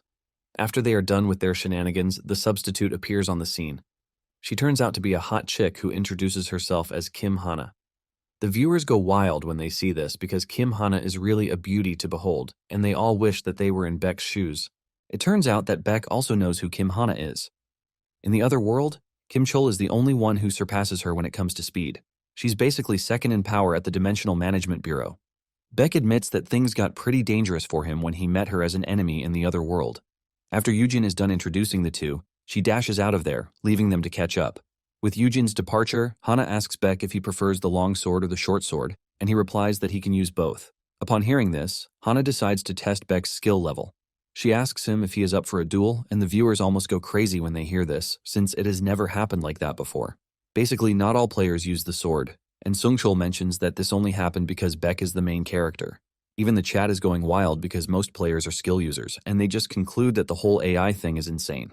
Apparently, they believe that the AI would have limits even if it is supposed to be a fully responsive AI, but this is something that is completely different from the plot of the other users. They start wondering if the plot changes thanks to the actions of the player, just like how it happens in reality. While they are all bickering among themselves, Beck and Hana are preparing to go head-to-head. Hana then suggests that they use only their swords without adding their abilities.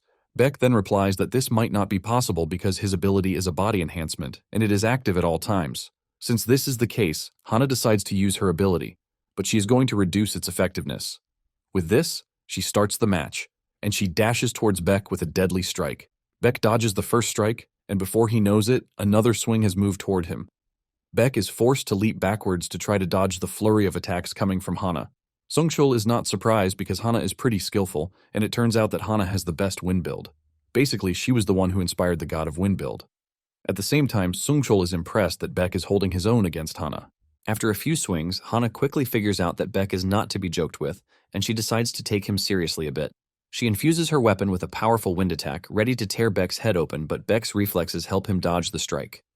The attack shatters everything behind, but he is safe, and Hana commends him, saying she was expecting him to dodge it. The viewers are all hyped after the match, and some believe that Beck would have had more chances if he had 2 key elements unlocked. Hana then compliments Eki, telling him that he is more impressive than she thought. On the other hand, Beck is not entirely impressed because he knows that he would have lost to Hana if it were a real fight. This tells Beck that he is still lacking in skills compared to when he was in the other world. Hana then asks him who he learned his swordsmanship from, and he replies that he is self-taught. This impresses Hana because she wasn't expecting Beck to be this impressive without a master. Hana then tells Beck to follow him because she has something to show him. Momentarily, they arrive at the armory of the Dimensional Management Bureau. They are welcomed by the team leader of support and assistance, Kim Hyunwoo. Hana tells Hyunwoo that Beck is there to choose a weapon because there is no essence of him using weapons with no abilities. Hyunwoo urges Beck to choose wisely among the hundreds of weapons present in the room, and he takes his leave. Hana also tells Beck to take his time while picking out a weapon. After looking around for a bit, Beck doesn't see what captivates him until he runs into a weapon, which he thinks is a bit okay. This weapon is the Vampiric Spear Dragos. For its first effect, it increases the cutting power of the spear blade, and the second effect absorbs the blood on the blade to heal the wielder. And for the third effect, it obtains control over blood. Beck is about to make his choice when his eye catches something. He turns around, and to his surprise, it is a black longsword called Soul Eater. For the sword's first effect, it is basically indestructible, and the second effect increases the cutting power depending on the devoured souls. For the third effect, it heals the wielder based on the damage that the Soul Eater deals. Apparently, it has other effects, but they are still sealed, and it is important to note that these effects only apply in PvE content. Beck is surprised to see the sword since it is supposed to be on the black market. He concludes that the sword originally belonged to the Bureau and someone must have stolen it. Beck is glad because he just ran into his favorite sword in such a simple place. Beck then tells Hana that he is going to choose the Soul Eater, and Hana tells him that she is going to process the transfer of ownership for him. When the viewers see this, they almost go crazy because all the players usually get a 2-option weapon at this stage of the game. Impressed by what they are watching, a viewer donates 1,001, talking about how Beck might have gotten the sword that will serve as the endgame once he unleashes all the effects. Sungshul then mentions that this isn't the first time that Beck has gotten a weapon he shouldn't have gotten early. He reminds everyone that the Hermit's necklace that Beck obtained in the last stream only appears after mid-game. Sungshul saying this finally jolts their memories, and they conclude that they overlooked it because they were invested in the interesting storyline. Sungshul then comes up with another theory saying the game most likely gives rewards strictly depending on risk. Basically, the harder the challenge, the bigger the reward. Naon agrees with him, saying Beck most likely got the necklace because he had to defeat the hunting dogs on his first mission. Sungshul agrees with this, talking about how Beck has been doing flawlessly up until that point. Naon then concludes that Beck getting Soul Eater is his reward for everything so far, and Sungshul suggests that they sit back and watch what happens. Later on, Hana finishes with the transfer of ownership, and she hands over the sword to Beck. Since Beck has just gotten a new sword, Hana immediately suggests that they go on a raid. Momentarily, they arrive at a portal, sitting at the top of a mountain. Basically, this is a portal where they are going to encounter wolf-type monsters, but they are still considered E to F rank monsters. Upon entering the portal, Hana lets Beck know that the monsters will be swarming them very soon. Even though the monsters are trickier to deal with, he is not worried because anything under B rank poses no threat to him. Since the monsters are going to come to them, Beck believes that it saves them the worry of searching for them instead. Hana then tells him that she is going to stay back and watch from the rear, but she is only going to intervene if things are about to go south. Beck then summons Soul Eater from the storage space, and just as expected, the wolves show up. A bunch of them jump at Beck, and he decides to swing the sword with his full power. Beck unleashes a powerful strike, which one-shots the monster. By killing the monsters, he managed to increase the sword's cutting power. Naon is impressed at how Beck is able to swing such a huge sword with precision.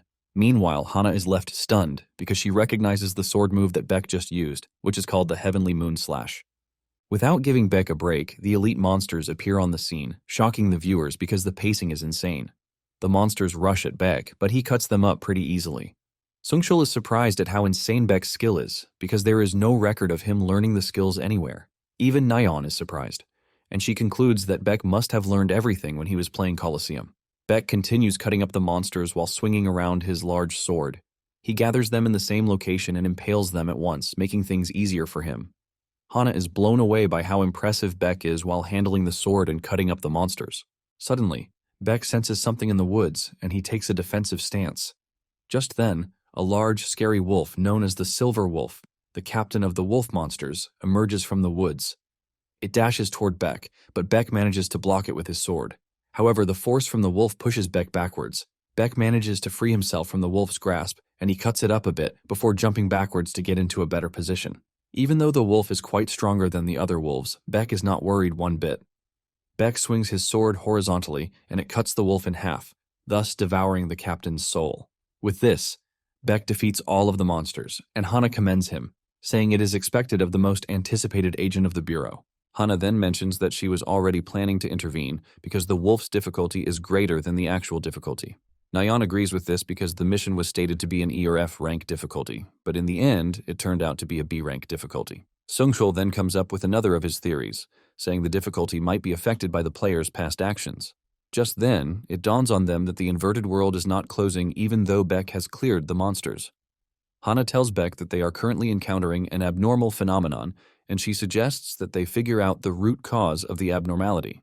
Momentarily, the two find an egg sitting in the middle of nowhere. Suddenly, the egg emits a bright light, and it starts to crack. Hana urges Beck to get ready because they can never predict what will emerge from the egg. Surprisingly, a puppy emerges from the egg, leaving everyone questioning what just happened because it has never happened before. The puppy walks up to Beck, and Hana talks about how abnormal it is that an otherworldly creature is not hostile toward humans. Beck asks if they should kill it, and even though it is the standard procedure, Hana suggests that they take it back to the lab because it looks cute. Beck agrees, and he grabs the puppy. The moment he does this, the inverted world starts to collapse, and the two immediately leave. At the lab located in the headquarters, the scientist expresses their shock and confusion because this is the first time they have witnessed something like this. The head scientist comes up with a theory, saying the puppy might have been summoned by an ability. Hana then tells him that neither she nor Beck has the ability to do this. The scientist clears the air, saying the summoning must have happened from the inverted world and not the action from the two of them. Nonetheless, he promises that they are going to thoroughly investigate the case. Hana then asks the dude if the Bureau will be the one to protect the puppy, and this is when the scientist reveals something shocking. He mentions that the ownership imprint is already complete, and according to regulations, they are not allowed to offer protection to a living creature whose imprint is finished. In a surprising turn of events, it turns out that the puppy has registered Beck as its master already, and the system acknowledges the puppy as Beck's pet. Beck is still wondering what is happening when an emergency maintenance announcement hits them. The players are informed that there is going to be server maintenance for an update, which will happen in 5 minutes, and the players are advised to log out in a safe zone as soon as possible. This comes as a shock to the viewers because Beck just obtained a pet, and the server immediately went under maintenance. To some, they believe that the pet system was just introduced, which is the need for server maintenance. However, others believe that it is a mere coincidence and there is no need to overreact. Since they all have to wait to see what will happen, Naon tells the viewers that she has to end the stream. Meanwhile, the stream is being watched in the conference room in the Planet Earth headquarters, which is located in the United States. There seems to be chaos among the developers because they just ran into a system update that they don't even know about. The head developer, Sophia, complains bitterly about everything, and her colleague lets her know that the only person who can do this to them is a dude named Isaac. Apparently, Isaac is the previous head developer who is a known genius but mysteriously went missing. Sophia is convinced that Isaac intentionally went on hiding, but at the same time she wasn't expecting him to shut down the server and update the game out of nowhere. Sophia then asks if they made any progress on Deus, but the team says no. It turns out that Deus is the artificial intelligence that Isaac created to help with the game development. But the AI stopped working the moment Isaac vanished. Sophia then tells the team to make sure that there is no other thing that they know about because they are going to be in a lot of trouble if something like this happens again. Her colleague asks her if she thinks they have a chance at finding the files if Isaac doesn't want them to. Sophia angrily screams at the dude, telling him that they have no choice but to find the files at all costs. In addition, she tells the team to keep an eye on Beck so that they can take action if something happens. Deep down, Sophia is ready to fight back to make sure that Isaac doesn't get what he wants. On the other hand, Anonymous62 just donated 5 million won, which he claims is Beck's reward for completing the special mission. Anonymous62 then tells Beck that he is going to need a trusted comrade for his next special mission. When Beck gets the information, he starts wondering what Anonymous62 is plotting.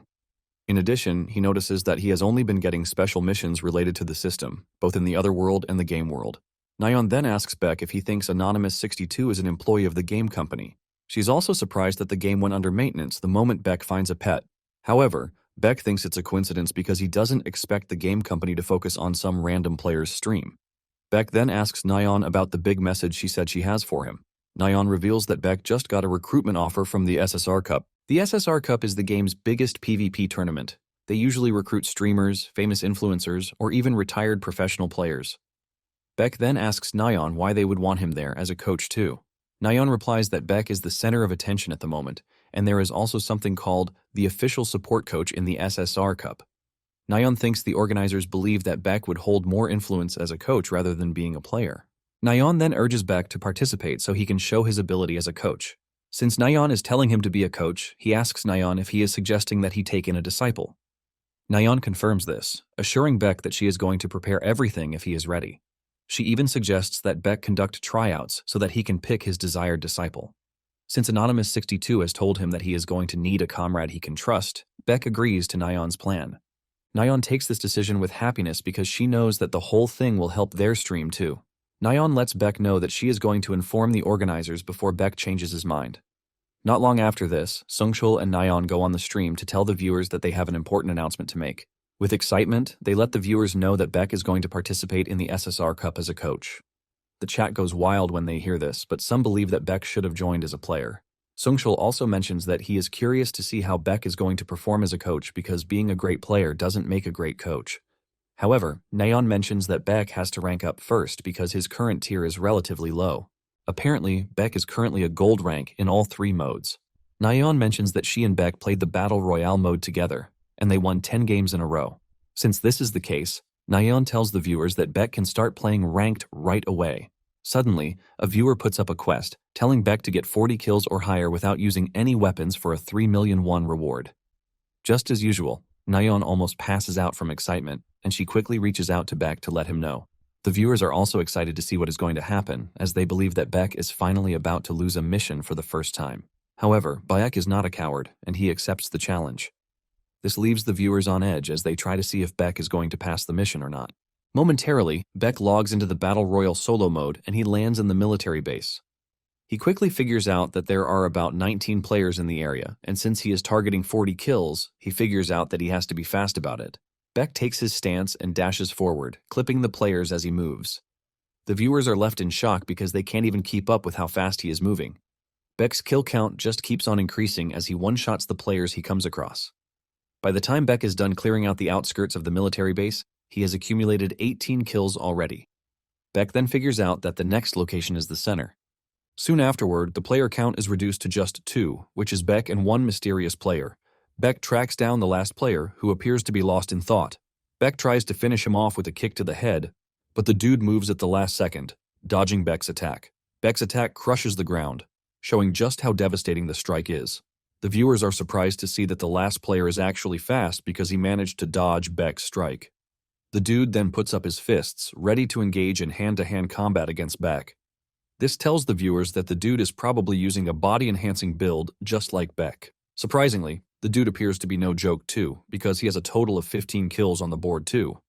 On the other hand, Beck has 39 kills, and if he manages to defeat the last dude, he is going to get the 40 kill count. Momentarily, the fight between the two ensues, and Beck throws his fist toward the dude's head, but he dodges. The dude launches a counterattack, but Beck manages to block the strike with his elbow. Beck then jumps kick the dude, pushing him backwards. The viewers are impressed by what they are watching because the two are fighting like proper martial artists should. This leaves them wondering who the other dude is. Some believe that he is a hidden pro because of how he's been moving. Beck also admits that his opponent's movements are pretty good, but at the same time, he is done playing around with him. The dude lunges at him, and Beck tricks him into thinking he wants to punch him, but he finishes him off with a spear-shaped fist. The dude is sent flying into the wall, and just as he is about to die, he admits that he had no chance because he was using a build that he is not used to. Nonetheless, he tells Beck that it was fun playing with him, assuring him that they are going to have a proper fight next time. With the dude's death, Beck wins the game with exactly 40 kills, leaving the viewers ecstatic. As promised, the viewer, DUS, who put up the quest, donated the 3 million won. With this momentum, Beck went on a 98-game winning streak on the stream to reach the master tier in all of the modes. Later on, game streamers Young Aryam and Young Dawn, who are twins, find out about Beck's desire to find a disciple for the SSR Cup. Since the two are interested, they both apply to become Beck's disciple. Meanwhile, Sophia is seen in her office checking out the day's report on Beck, and DUS, who donated 3 million during the stream, catches her attention. Some days later, Beck is seen checking out his pet, the lightning wolf. Before the stream, he wants to know if the pet has anything special, but to his disappointment, the puppy can only bite, howl, and tumble. Naon also mentions that she wasn't expecting much, since the pet came in with an emergency update. Naon then tells Beck that she and Sungshul had to decide on some candidates because so many applied. She then suggests that Beck take a look at the list later. Since the stream is about to begin, Beck thinks of sending his pet home, but the pet makes a cute face that forces Beck to start rethinking. 5 minutes later, Naon starts the stream, and Beck continues the career mode. Beck gets a message from the Bureau, telling him that a rampage incident happened in a park. The viewers are left stunned when they see this, since the rampage incident is a large-scale event that shouldn't happen till later. All of them express their confusion at how the story is proceeding. Basically, the reverse planet rampage is a phenomenon in which the otherworld unleashes its monsters upon the reverse planet, ultimately causing a rampage. Beck is then given a mission to respond to the large-scale rampage incident and eliminate the invading monsters. Hana shows up on the scene, telling Beck that she has prepared the vehicles and they need to leave immediately. Moments later, they arrive at the park to find bodies of monsters and humans too. Hana mentions that the agents who came earlier must have been the ones who killed the goblins. Hana then suggests that they split up so that they can cover more ground, and this is thanks to the fact that she now trusts Beck to handle himself. After Hana's departure, Beck makes his move. He soon finds some goblins chasing after a poor lady, and Beck takes down the goblins with his chain sickle. One of the goblins lunges at the lady, ready to tear her apart, but Beck cuts the goblin in half, giving it a taste of its own medicine. The viewers are all blown away by just how effective the chain sickle is when Beck is handling it. After saving the lady, Beck tells her where she needs to go to be safe, and the lady thanks him before scampering off to safety. Beck figures out that the only way to put an end to everything is to kill the leader of the monsters as soon as he can. Beck is thinking about this when a monster appears behind him. The monster almost cuts him in half, but he dodges at the last minute, thanks to his incredible reflexes. Beck is glad that the captain monster showed up just when he was looking for it. Beck is about to engage the monster when he realizes that there is someone else standing in the bushes, watching him. Beck focuses his attention on this mysterious person, leaving him in a defensive state against the captain entity fighting him. Even the viewers notice this, as they wonder why Beck is not countering. Realizing that the mysterious entity in the bush is just going to keep watching unless he gets serious, Beck finally gets into serious mode and he cuts the monster in half. The chat goes wild because they have all been waiting for Beck's impressive moves since the fight started. After defeating the captain of the monsters, Beck tells the mysterious dude to step out into the open. Just then, a giant purplish dude with horns and long ears steps out to face Bayek. It turns out that the strange being is known as a dimension invader. Even though they resemble humans, they are still from the other world and are even considered demons by others. The viewers are left sweating when they see this because most of them have only heard about the invaders, but have never seen one. Sungshul wonders why an invader is appearing so early in the game when they only show up late in the game. Sungshul mentions that Beck's career mode is basically something straight out of imagination at this point. Surprisingly, the invader puts up his fists, ultimately requesting a hand-to-hand combat against Beck. Even though the whole thing is weird, Beck drops his weapon, ready to take on the invader the way he wants. Beck dashes toward the invader and throws a punch at him, but the invader dodges it and launches a counterattack. However, Beck is already prepared, and he manages to dodge the counterstrike. The two continue exchanging blows, and Sungshul mentions that the fight looks the same as one Beck had against the mysterious dude in the Battle Royale mode. One of those in chat agrees, but says bare-knuckle fights all look the same. However, it remains a mystery why the invader is good at close combat fights. On the other hand, Beck has figured out something interesting, and this is the fact that the invader is actually imitating his movements. Beck remembers that there was an Etanel that was modeled after him in the other world, and it was the Etanel's mission to kill him for destroying the research facility. Even though the invader is imitating his movements, Beck still thinks the dude is no match for him. Beck grabs the invader's head and slams him into the ground. Beck then finishes him off with several punches to the head. Beck figures out that there is someone who is doing the same thing as the lab back in the other world, leaving him to wonder who it could be. Beck wonders if it is the League of Enterprises or someone from the invaders. Suddenly, it dawns on him that the invader had actually imitated him from the PvP battle, which ultimately means the person behind everything is someone who can be involved in the game system. This leaves him wondering if it can be the mysterious Anonymous 62. Moments later, Hana shows up on the scene, asking Beck if he is done clearing the surrounding area, and Beck says yes. The viewers are not surprised because Hana is supposed to show up late. Hana is surprised when she finds out that Beck has defeated a captain entity and an invader. Hana then contacts the headquarters, telling them to send the cleanup team because they have an invader corpse on site. She also tells them to make sure that there are no other invaders in the area. Hana then commends Beck for doing a good job, talking about how confident she is that she can trust him. Hana then suggests that they head back to the headquarters once the cleanup team shows up on site. With this, Beck completes the mission, and he is given one ability point as usual. Upon arriving at the headquarters, Kim Chol calls Beck to talk to him about the invader that he ran into.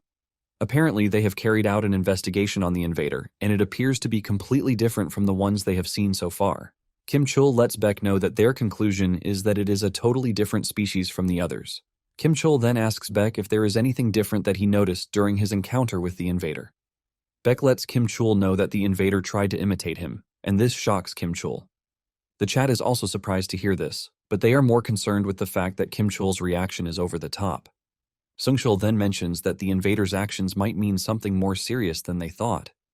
One of the viewers came up with the theory that the whole thing might probably lead to another story. Kim Chol then tells Beck that there has never been a single time that an invader tried to imitate a human in the past. Kim Chol mentions that they might be in trouble because there will be no way to stop the invaders from invading the planet if they are able to imitate humans. Beck realizes that Chol is right because they are going to bring immeasurable chaos upon society. In addition, he is worried that the League of Societies will cooperate with the invaders as long as it profits them. Kim Chol then tells Beck that he did a great job by stopping another catastrophe before it happened. Because of this, Kim Chol gives Beck a box, telling him that he is more than qualified to have it. After stepping out of Kim Chol's office, he runs into Yujin and Hana while still holding the box in his hand. Yujin reveals that she came over to congratulate Beck because the box in his hand contains an agent's official badge. Yujin mentions that it is a senior's duty to pin the badge on their juniors. However, Yujin is still all bandaged up, and Hana takes up the responsibility instead. Hana then picks the badge and she pins it to Beck's collar while congratulating him on the new milestone. Yujin then tells him that the moment he becomes an agent, he gets a lot more authority, but there is something he should know. Apparently, the authority to go solo gives him the opportunity to go on missions of his choice without having to go through all the complex procedures. Yujin is disappointed that Beck would have to start going to missions solo when they have only gone on one mission together. Hana teases Yujin, reminding her that she got injured on the said mission. Nonetheless, Yujin tells Beck to always call her in case he needs her help, because it is not a must that he go on solo missions by himself. Beck thanks the two for their help, and Yujin asks him what he plans to do with his new authority. Just then, Naon cuts the stream, telling the viewers that they are going to end the stream because Sungshul has somewhere important he has to be. In addition, Naon lets them know that there is a special announcement. She mentions that the audition for Beck's discipleship is going to open very soon, and she has decided to name it Superstar. The viewers waste no time roasting her in the chat, telling her that the name sounds horrible. To know the applicants, Naon tells the viewers to look forward to the next stream. Some days later, the Superstar's audition is prepared to go live. Among the applicants are the twins, Aryam and Dawn. The room is filled with big streamers and even small streamers, revealing that they were not sentimental in picking their candidates. Apparently, there is a clickbait streamer, Blue Whale, among the applicants, and Naon was the one who intentionally picked him because he wants to mess him up. Once everything is ready, Naon and Sungshul start the stream. The viewers are impressed by the new background, which is all thanks to the audition. Naon mentions that they are using the outdoor studio because they want to accommodate a large number of people. After Naon is done with her yapping, she calls out Beck, and the viewers are blown away because Beck looks so good in a suit. However, his face is covered under a mask, which the majority want him to remove. Before the audition, Beck had asked Naon what kind of content requires teammates in the game. Naon then replies that the game mode that requires a party is Raid. This is one of the biggest modes in Reverse Planet, and unlike the story mode where one has to defeat a single strong entity, one is required to go through tricky gimmicks, which is why a party is required. And for the reward, it is received only once a week. Now that Beck is present in front of the applicants, he tells them that to become his student, they have to follow everything he says. He lets them know that they are free to leave if they can't do this. In addition, he assures them that they might be disqualified even if they pass the audition, as long as they fail to follow his instructions. However, he assures them that they are going to reach the master tier as long as they are willing to learn. Just then, Blue Whale cuts in, reminding Beck that he is also master tier and he should prove himself first. Beck agrees that the dude made a good point, and he suggests that the 12 of them fight him all at once. He tells them that they win if they are able to land a single hit on him in 10 minutes. However, failure to do so means he wins the contest. Naon freaks out when she hears this because this is not what they agreed on. Even Songchul cannot believe what he just heard. Beck then tells them that whoever lands the hit automatically wins the audition. Beck then makes it even spicier by stepping into a circle and telling them that he won't attack first, nor will he leave the circle. The chat goes wild when they hear this because they believe that Beck is already underestimating the applicants. One of the applicants then asks Beck if they are allowed to attack simultaneously, and Beck tells them that they are free to do so. In fact, they are free to use any ability or weapon that they want. With all the rules laid out, Beck declares the match open. Blue Whale is the first to make a move, as he launches a surprise long-range attack, hoping to catch Beck off guard. However, Beck easily dodges the strike, leaving Blue Whale stunned. Beck makes it even more interesting by telling the candidates that they are all free to come at him at once so that they don't waste time. They take to his suggestion, and they all shoot their best shots at him, but in the end, they are the ones who get beaten up. While the others are complaining, the twins make their move, and they dash toward Beck, hoping to take him down with a coordinated attack. However, their little plan to simultaneously attack him from both sides also fails woefully. Beck grabs them and flings them into the air like they are toys. In the end, none of them were able to touch Beck until the timer finally ran out. The viewers are shocked to see that 12 players were not even able to get Beck away from the circle. Since he has proven his skill, Beck asks the candidates if there is any of them still object, and they all say no. Beck then tells them that this might have only proven his skill as a player, but he will still have to prove his skill as a coach.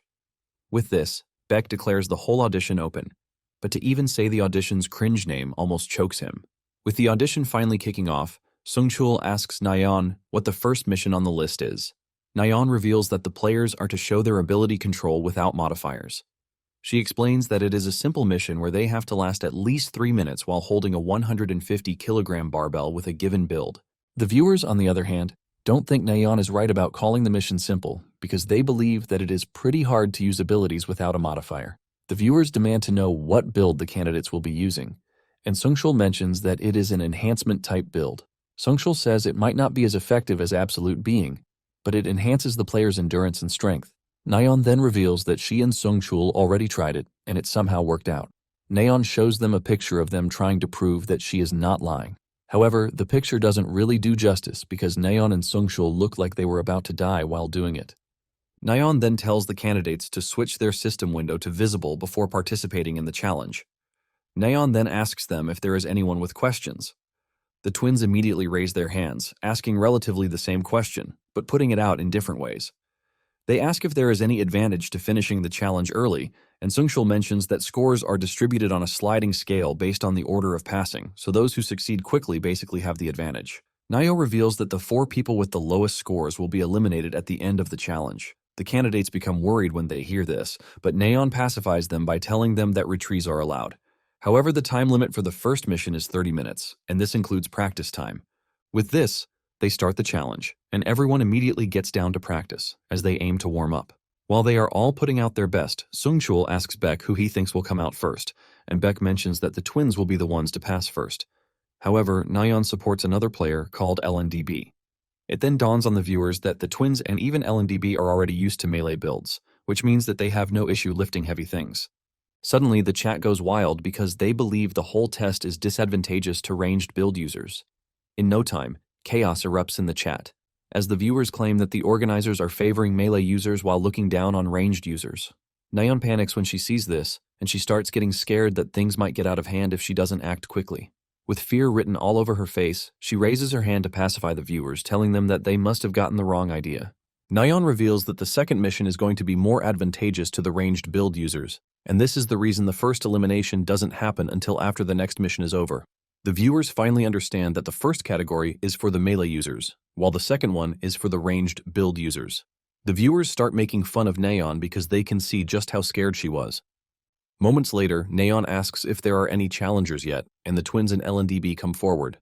The match begins, and 1 minute into it, the twins are already having a sibling fight, trying to get each other to give up. Just as LNDB is about to reach the 3-minute mark, he drops the barbell. However, the twins make it past the 3-minute mark, making them the first successful candidates.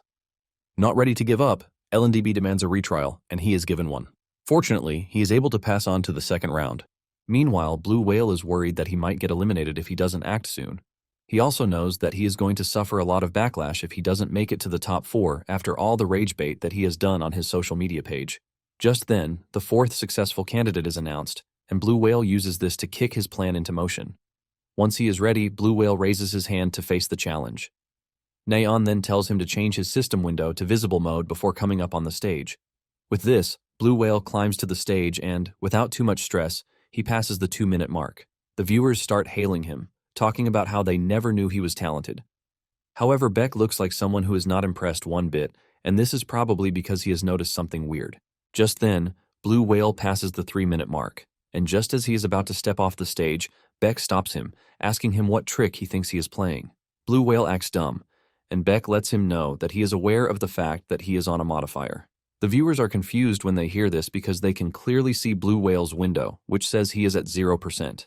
Naon then asks Beck why he thinks Blue Whale is on a modifier. Beck then reveals that Blue Whale's movements from when he came up to when he held the barbell show that there were changes unique to a modifier system. Beck mentions that he was able to figure this out because Blue Whale's body was being adjusted from its original movements in real time. However, the viewers don't believe Beck because they believe he is on some crazy shit. Even Naon is forced to whisper in his ear, telling him that there is going to be a big problem if it turns out that he is wrong. Beck replies that he knew what he saw. He then tells Blue Whale to show him his real modifier system instead of the fake one that is being displayed. Blue Whale confidently tells Beck that he can see his modifier on the screen. Blue Whale then tells Beck that everything is not going to end with an apology if it turns out that Beck is wrong. Beck then replies that if it turns out that he is wrong, he is going to apologize. And not only that, he also promises to quit streaming, and he even tells Blue Whale that he is free to take his streaming revenue. With all of these on the line, Beck tells Blue Whale to adjust his modifier system, leaving the dude in a precarious position. Blue Whale then tries messing around with the system, and when it doesn't display what he wants, he claims that it is lagging. Beck cuts him off, telling him that there is no need for further review because he has been disqualified. The viewers are all disappointed when they find out that Beck was right and Blue Whale was really a cheater. Pissed off that he got caught, Blue Whale angrily logs off while cursing the stream. The viewers make fun of him as he logs off, and they apologize to Beck for doubting him. After this, the audition continues, and just as expected, the second mission was centered on the users with ranged builds. This basically helps them to take the top spots in the second test. Those who were not able to make the cutoff marks were disqualified, and they all bowed out in respect, promising to continue cheering for the stream, even though they are out already. Songchul then mentions that they are done with the individual missions, and what they are on to next is the team battle. Naon mentions that after a 4-on-4 battle, they are going to split up the winning team into 2 and have them go against each other. This means that they are going to be picking a total of 2 candidates in the end. Naon mentions that there are going to be teams A and B. Basically, the teams are balanced according to their scores on the individual mission. On Team A, they have all ranged users there, and the B team has melee users except for a shy girl, Shuria.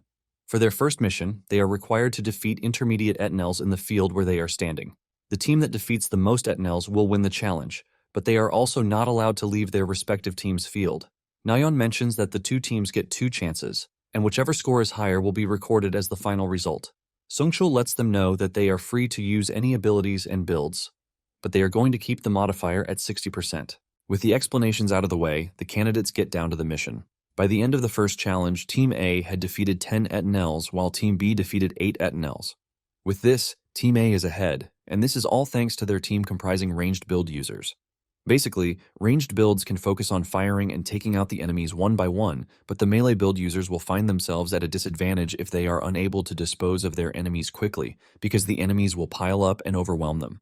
The viewers agree with this, saying the entire thing is a discrimination against melee users. In preparation for the second round, Sharia tells her teammates that they still don't stand a chance against Team A. Daon then suggests that they ask for a little coaching from Bayek.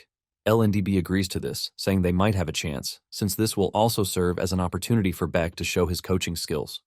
Even though Daon wasn't initially expecting the team to agree, they all agree, and Ariam runs over to ask Naon if this is possible.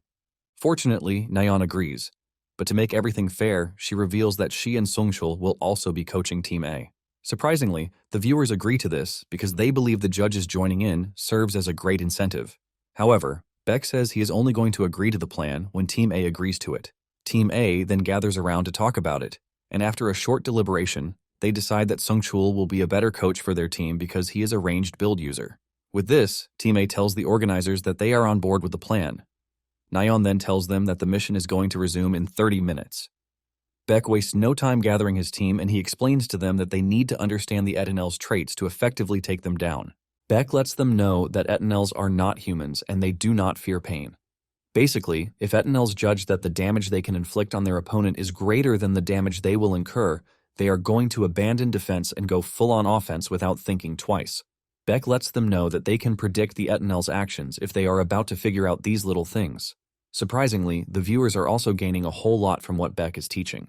After he is done explaining to them, Beck suggests that they have a mock battle, and he tells them to attack him, pretending that he is an Etanel. Beck gets into position, and the aura around him immediately changes, even though it is just a mock battle. LNDB is the first to make a move, but Beck catches his sword and sends him flying with a kick to the chest. The twins then take on Beck with their usual plan of attacking him simultaneously. Meanwhile, Sharia remains frozen because she is scared that she might hit her teammates if she misses her shot. While she is busy thinking about this, Beck is beating up her comrades. After knocking down the twins, Beck lets them know that their attacks are not linked. He then suggests that they work on linking their attacks first. While Beck is busy teaching his team, two players from the other team are busy staring at him. The viewers don't blame them because they know they would do the same if they were in their shoes.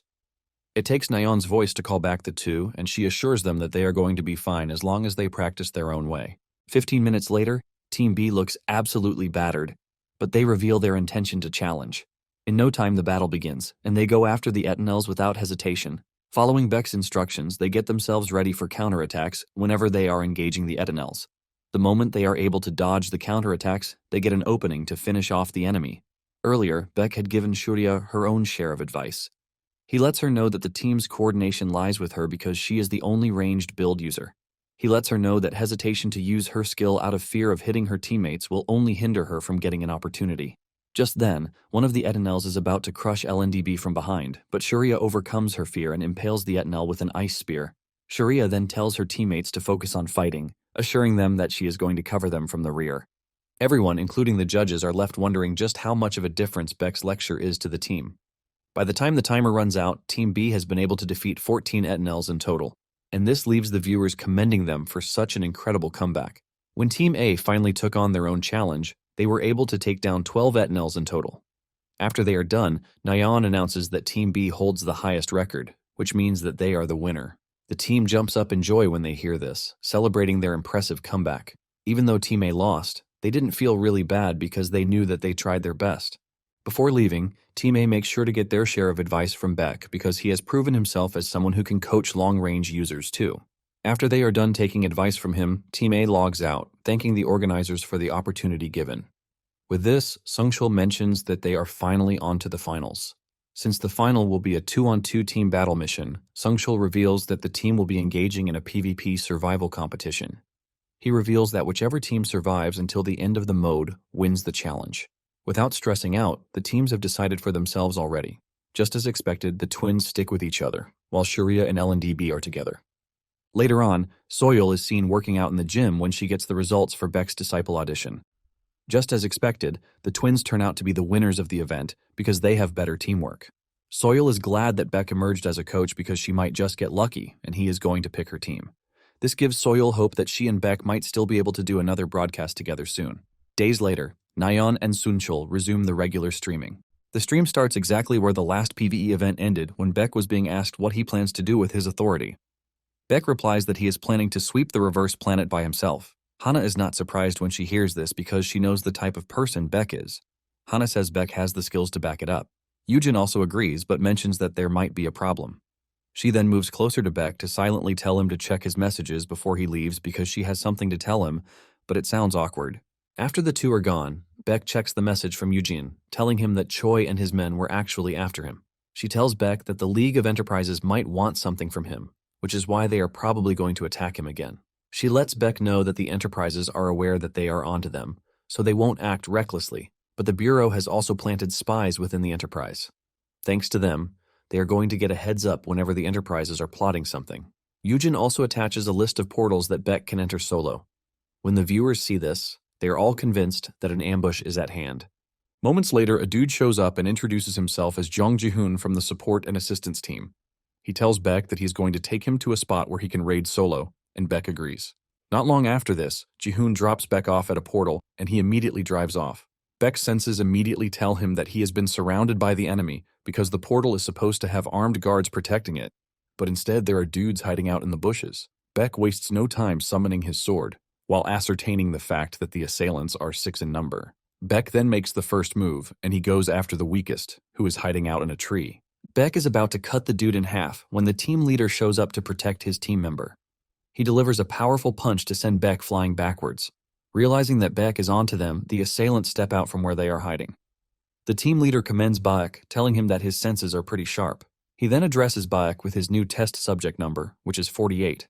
This is enough to piss Beck off, and he asks the dude if he is from the Enterprise. The dude is surprised that Beck already knows this, and he decides to keep things brief.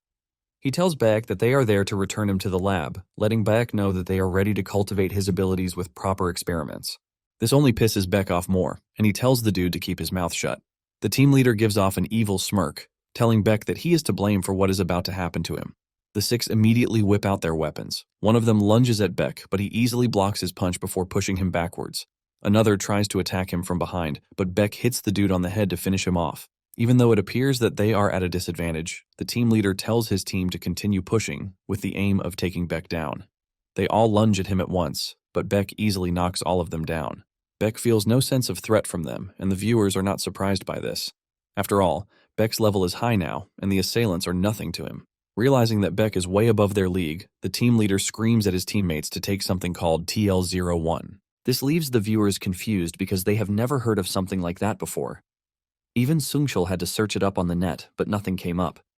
It then dawns on them that Beck has caused the game to generate a new branch of the story. The assailants whip out a pill, and they tell Beck that he is going to regret making them take the pill. Even Beck has never heard of the pill before, and he figures out that he has to be careful. The moment the assailants take the pill, they start acting weird, and their bodies change into purplish color. This is when it dawns on everyone that the assailants now look like the invader that Beck fought back then. The chat goes wild because they are worried that Beck won't be able to take on 4 invaders by himself. Before Beck knows it, one of them has dashed toward him. Beck manages to dodge at the last second, and the strike from the dude leaves the ground shattered. The viewers freak out when they see how much power one pill is able to provide the user. Beck is forced on the defensive as the assailants try to get the better of him. Sungchul then mentions that the assailants have not only gotten stronger, but it appears that their behavior is strange too. Sungchul reveals that the assailants have completely become different, as if they have lost their emotions. As the battle proceeds, Beck gets punched so hard that he is sent flying backwards. With the way the assailants are moving, Sungchul can easily figure out that they are behaving like they are being controlled by something else entirely. Beck realizes that things have gotten so much different because the 4 are now acting like invaders. Beck figures out that he has to end the battle as fast as he can so that he can conduct an investigation into what is happening. He dashes toward the 4, and one of them unleashes a wave of flame at him, but he cuts it down. The viewers are shocked by how fast and precisely Beck is because he is able to cut down flames too. As he progresses toward the enemies, they try to stop him by using stones, but Beck is on a rampage already. He easily cuts through everything thrown at him to continue moving forward. Realizing that Beck is not messing around, the team leader orders his men to corner Beck, and they try to take him down with a joint attack. However, this is just useless against Beck, who delivers a precise cut to everything thrown at him. He cuts down their attacks while also taking them down. Beck leaves the team leader alive, and by the time he knows what is happening, Beck appears behind him. Beck knocks him down with a strike to the neck. The chat starts popping off about just how impressive Beck is because the assailants couldn't even touch him, even though they were juiced up. With the team leader incapacitated, Beck grabs him with the intention of questioning him. However, blood starts coming out of the dude's nose as he talks about how the drug isn't supposed to do this to them. Before Beck can get the chance to question him, the dude dies off. Beck wonders if the medicinal effect of the drug got messed up, since the dude claimed that the drug wasn't supposed to act that way. Since the drug didn't exist in the other world, Beck concludes that he has to look further into it. He searches their bodies, but he doesn't find anything useful from their bodies. Moments later, Hana and Yujin show up on the scene. They apologize for coming late, but Beck assures them that it is fine. On the other hand, the viewers are excited to see the story expanding, and it turns out that the community is already going wild over the TL01 pill. Beck then asks the ladies how they knew where he was. Hana mentions that moments after he left, they received intel that the hunting dogs were going to make a move. They decided to ask Ji-hoon, who drove him from the headquarters, and pointed them in the opposite direction. After this, the dude quit his job, revealing that he was a spy. Nonetheless, they were able to trace the dashcam of the car, which is how they got to know where Beck is. Yujin apologizes once again, telling Beck that she's going to make sure that he gets compensated, but Beck lets him know that it is not necessary. Later on, the viewers notice that Beck is not heading to Kim Chul's office like he is supposed to. Deep down, Beck is thinking about the whole situation, and he figures out that the game's story is changing depending on the choices that he makes. He figures out that the game is there to help him get clues about what happened in the other world. He decides to investigate the core while also putting a stop to the League of Enterprises. To everyone's surprise, Beck starts changing his build, and judging from what they are looking at, they realize that it is not a melee build. The viewers are left wondering if Beck is good with any other build that isn't a melee build. Moments later, Beck finds the build that he previously used in the other world before he was given the superhuman title. He activates the build, generating a ton of flames around his body, leaving the viewers excited. Even though Beck doesn't know the lab that created the drug, he knows the corporation that is connected to the lab because he has attacked this corporation before, and this is Gumshin Electronics. The viewers are shocked when they see Beck make his way to Gumshin Electronics, and they start wondering if Beck is trying to attack the building all by himself.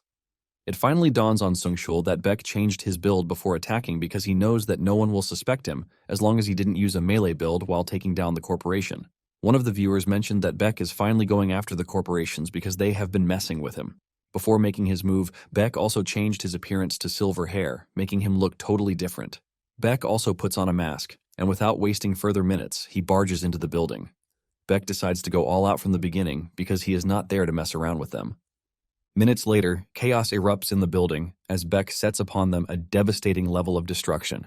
Even though Beck looks really cool as he deals with the bad guys, some believe that he shouldn't have barged into the building the way he did. Naon is worried that the other players in the area might get involved, but Sungshul explains that the phase shift system was activated when the entrance exploded. With this, the corporate raid became exclusive to Beck alone. Apparently, the phase shift system separates players into different spaces, depending on the circumstances or events. With this, players cannot see or interact with each other even if they are on the same map. Beck soon runs into another bunch of bad guys, and he easily disarms them with telekinesis. Beck is making his way to a secret door that he knows from the other world when he is cut off by a stern-looking dude and his team. It turns out that Beck recognizes the dude, Won Yongshul. He was one of the guards who was always messing with the test subjects in the lab. The moment he lays his eyes on one, the ghosts emerge and start begging Beck to kill him in the most brutal way. One is still calling out orders for his team when the ceiling starts coming down on them. This disorients one's men as they try to figure out why the ceiling suddenly collapsed, but unknown to them, it is due to Beck's power. Basically, this was the reason he was called Destruction in the other world.